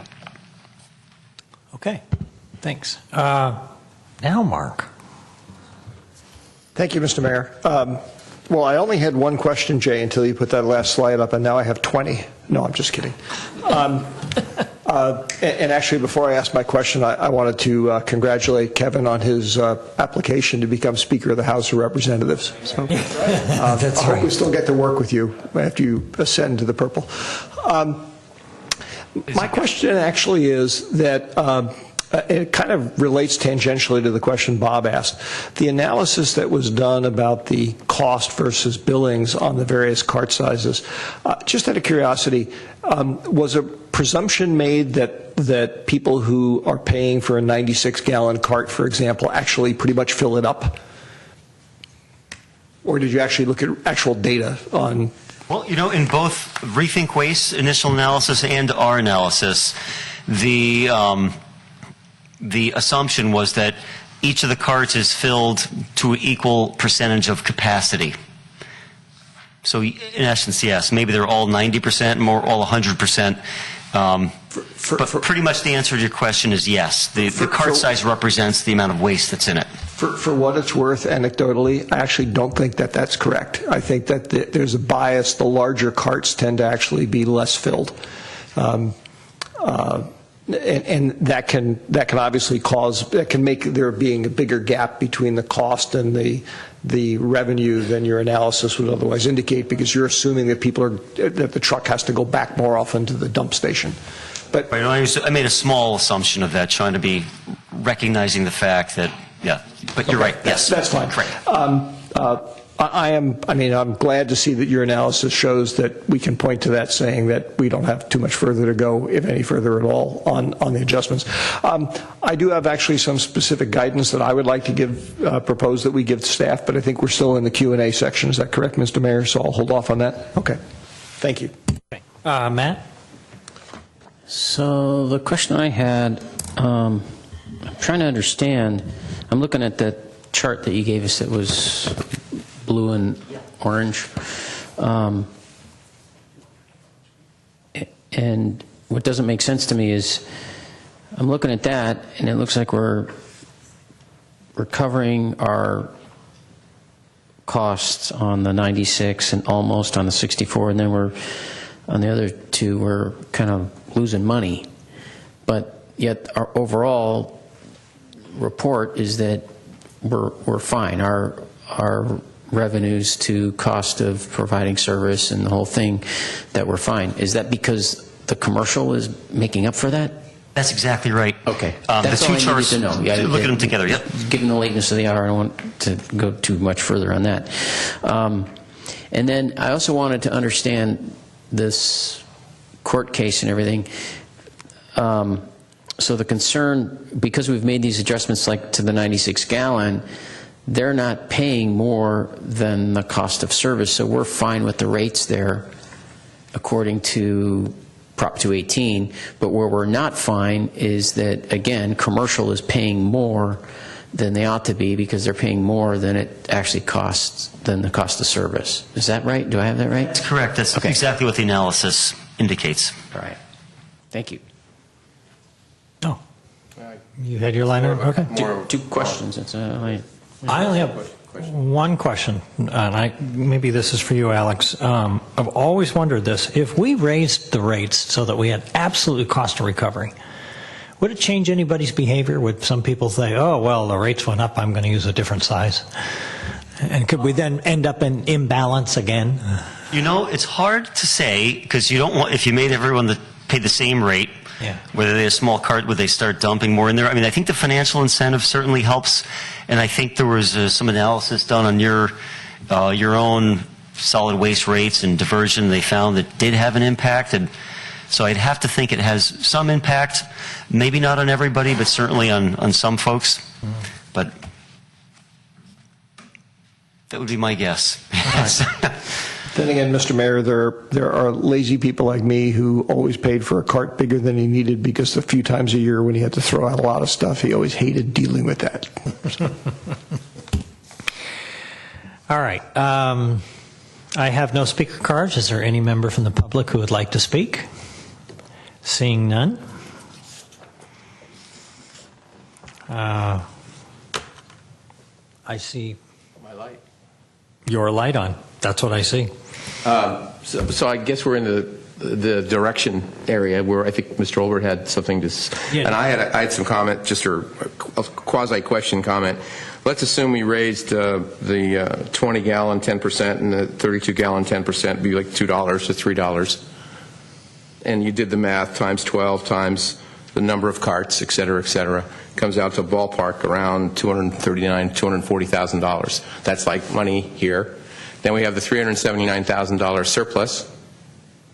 Can we take both those, add them together, and apply it to the commercial $922,000, and lowering that $600,000, lowering it to about $300,000 then? Sorry, it's a lot of numbers there. That's okay. I think that is, on one hand, we have kind of taken the approach that we don't really count on the surplus to be something that's used on an annual basis every year to help reduce our rates or offset those costs, because we can never really be sure about how that finally reconciles itself. So I guess, yes, from the standpoint of the math, that would work out. So if you took only, let's say, half of it, instead of 379, you took 180. I mean, some of it, because it looks pretty reasonable that you're going to have something there after two big monster years. In other words, but I guess the concept is you can take whatever we want. If we want, we can take some of that money. If we raise the rates, take that money and apply it to the overage of the commercial. In other words, to lower that. In other words, raising the rates and using some surplus, thereby trying to get it more in balance. It's the theory more than the dollars. It's the theory. But again, we always have to be, we would be responsible for what the final reconciliation is and all that. So again, my caution is simply that we would be wanting to kind of hold that separate from the decisions that we make, I think, to a degree that doesn't make us rely on having a surplus so that we can use that after each year goes by. Let me separate it then. I'll ask again. I apologize. If I raise the rates, can I take all that money and put it toward the commercial? If I raise the residential rates? Yes. Okay. But you're concerned, and I'm very conservative. I understand using any of that surplus. I'm not quite as concerned about using a ton of it, but okay. But basically, that's a theory that I would have. I'm not saying it's 10%, but whatever monies we would do, we'd be able to attack that $922,000 and get that a lot lower. Well, and that's what we want to have the analysis do as we get ready for our recommendations on at the October meeting, so we can give you more exact numbers and where the money could potentially come from. That's a theory that we could do. We can look at that. Okay. Okay, Mark. Thank you, Mr. Mayor. Actually, first I'm going to ask that we extend our meeting since we have both this item and one other item, to 10:45. This is the last item. I thought we had Matt's item that we pulled off. Oh, I second. All right. Oh, we need a roll call for this? Okay. Yes. Councilmember Grisilli? Yes. Councilmember Grocott? No, and in fact, I am going to leave at 10:30. Councilmember Johnson? Yes. Councilmember Olbert? Yes. Mayor Collins? Yes. Okay. Interestingly enough, Bob, I came at it a different way, but I was going to suggest something that sounds pretty similar to yours, your suggestion. The direction I'd like to give staff is I'd like to see us see what would happen if we use basically all of the anticipated surplus, and I'll come back to why all is okay in my mind in this case, plus see what we would need to do in raising residential rates so that we could basically address two-thirds, the target would be two-thirds of the commercial subsidy in the next year. And the reason why I'm willing to modify our pre-existing sort of protocol on not relying on surpluses that we don't know whether we're going to have is, in my mind, that's certainly a risk. But what we're talking about here is balancing a whole bunch of different risks. I mean, there's the risk that we could be sued by somebody. There's the risk that we could be sued by somebody else for a different reason. There's a risk the surplus might not come together. Whatever it is, I think to the extent that we can make us, we have the opportunity because of the way the cost situation that Recology and SBR has played out this year, I'd like to take advantage of it as much as we can. Yes, that does kick the problem down the road a little bit if the surplus doesn't turn out to actually occur, but then we'll deal with that next year. So that's one option I'd like to see staff come back with. Address two-thirds of the problem. See, and show me what that's going to look like. All right. Cameron? Yeah, I mean, I just concur. I think Mark's framework sounds about right to me, and I would generally like to take a phased approach if we can, and use any surplus we can to help kind of more realign the rates. It happens rarely, Bob, but accidentally we agree. Yeah. All right. Same numbers. All right. So where are we? I guess that's the direction? I concur with Councilmember Obert and Councilmember Collins. That's a good direction for us. Okay. And I know that as Alex has been working on this, we'll have some other options to present to you, but those ones in particular we'll bring forward and have some more detailed discussion on at the October meeting. Through the chair, I didn't mean to restrain staff from bringing up whatever other clever ideas you have, as long as you address that one. So. And I guess one other thing is I just would like there to be some analysis of the legal risk of whatever choices we have. Through the chair, could we take 7H? What's the 7H? I was going to suggest that, 7H. Adopt a resolution amending Appendix A of the Management Group Salary and Benefit Resolution. So that has to do with the assistant city manager was left off. Is said to be a typo. Currently, we have an assistant to the city manager. My feeling on it would be just to leave it off. It's not a position we have currently. If a future council wants to create that position, which we agreed with the city manager when he brought it to us to take away, then they can do it at the time. Mr. Robert said earlier, very little that we do is set in stone. And if the position's needed in the future, let a future council decide that. But we decided to go along with the city manager's recommendation to not have that position. And I'm just a little concerned about going ahead and putting it in there, and then down the road we end up with not only an assistant city manager or an assistant to the city manager, but also an assistant city manager. And I just think we should have one or the other, and what's on the list is fine for right now. So, Mr. Mayor, I'd like to make a motion to approve 7H. I second. All right. Any other discussion? Yes, through the chair, just a question for Mr. Rubens or Mr. Maltby.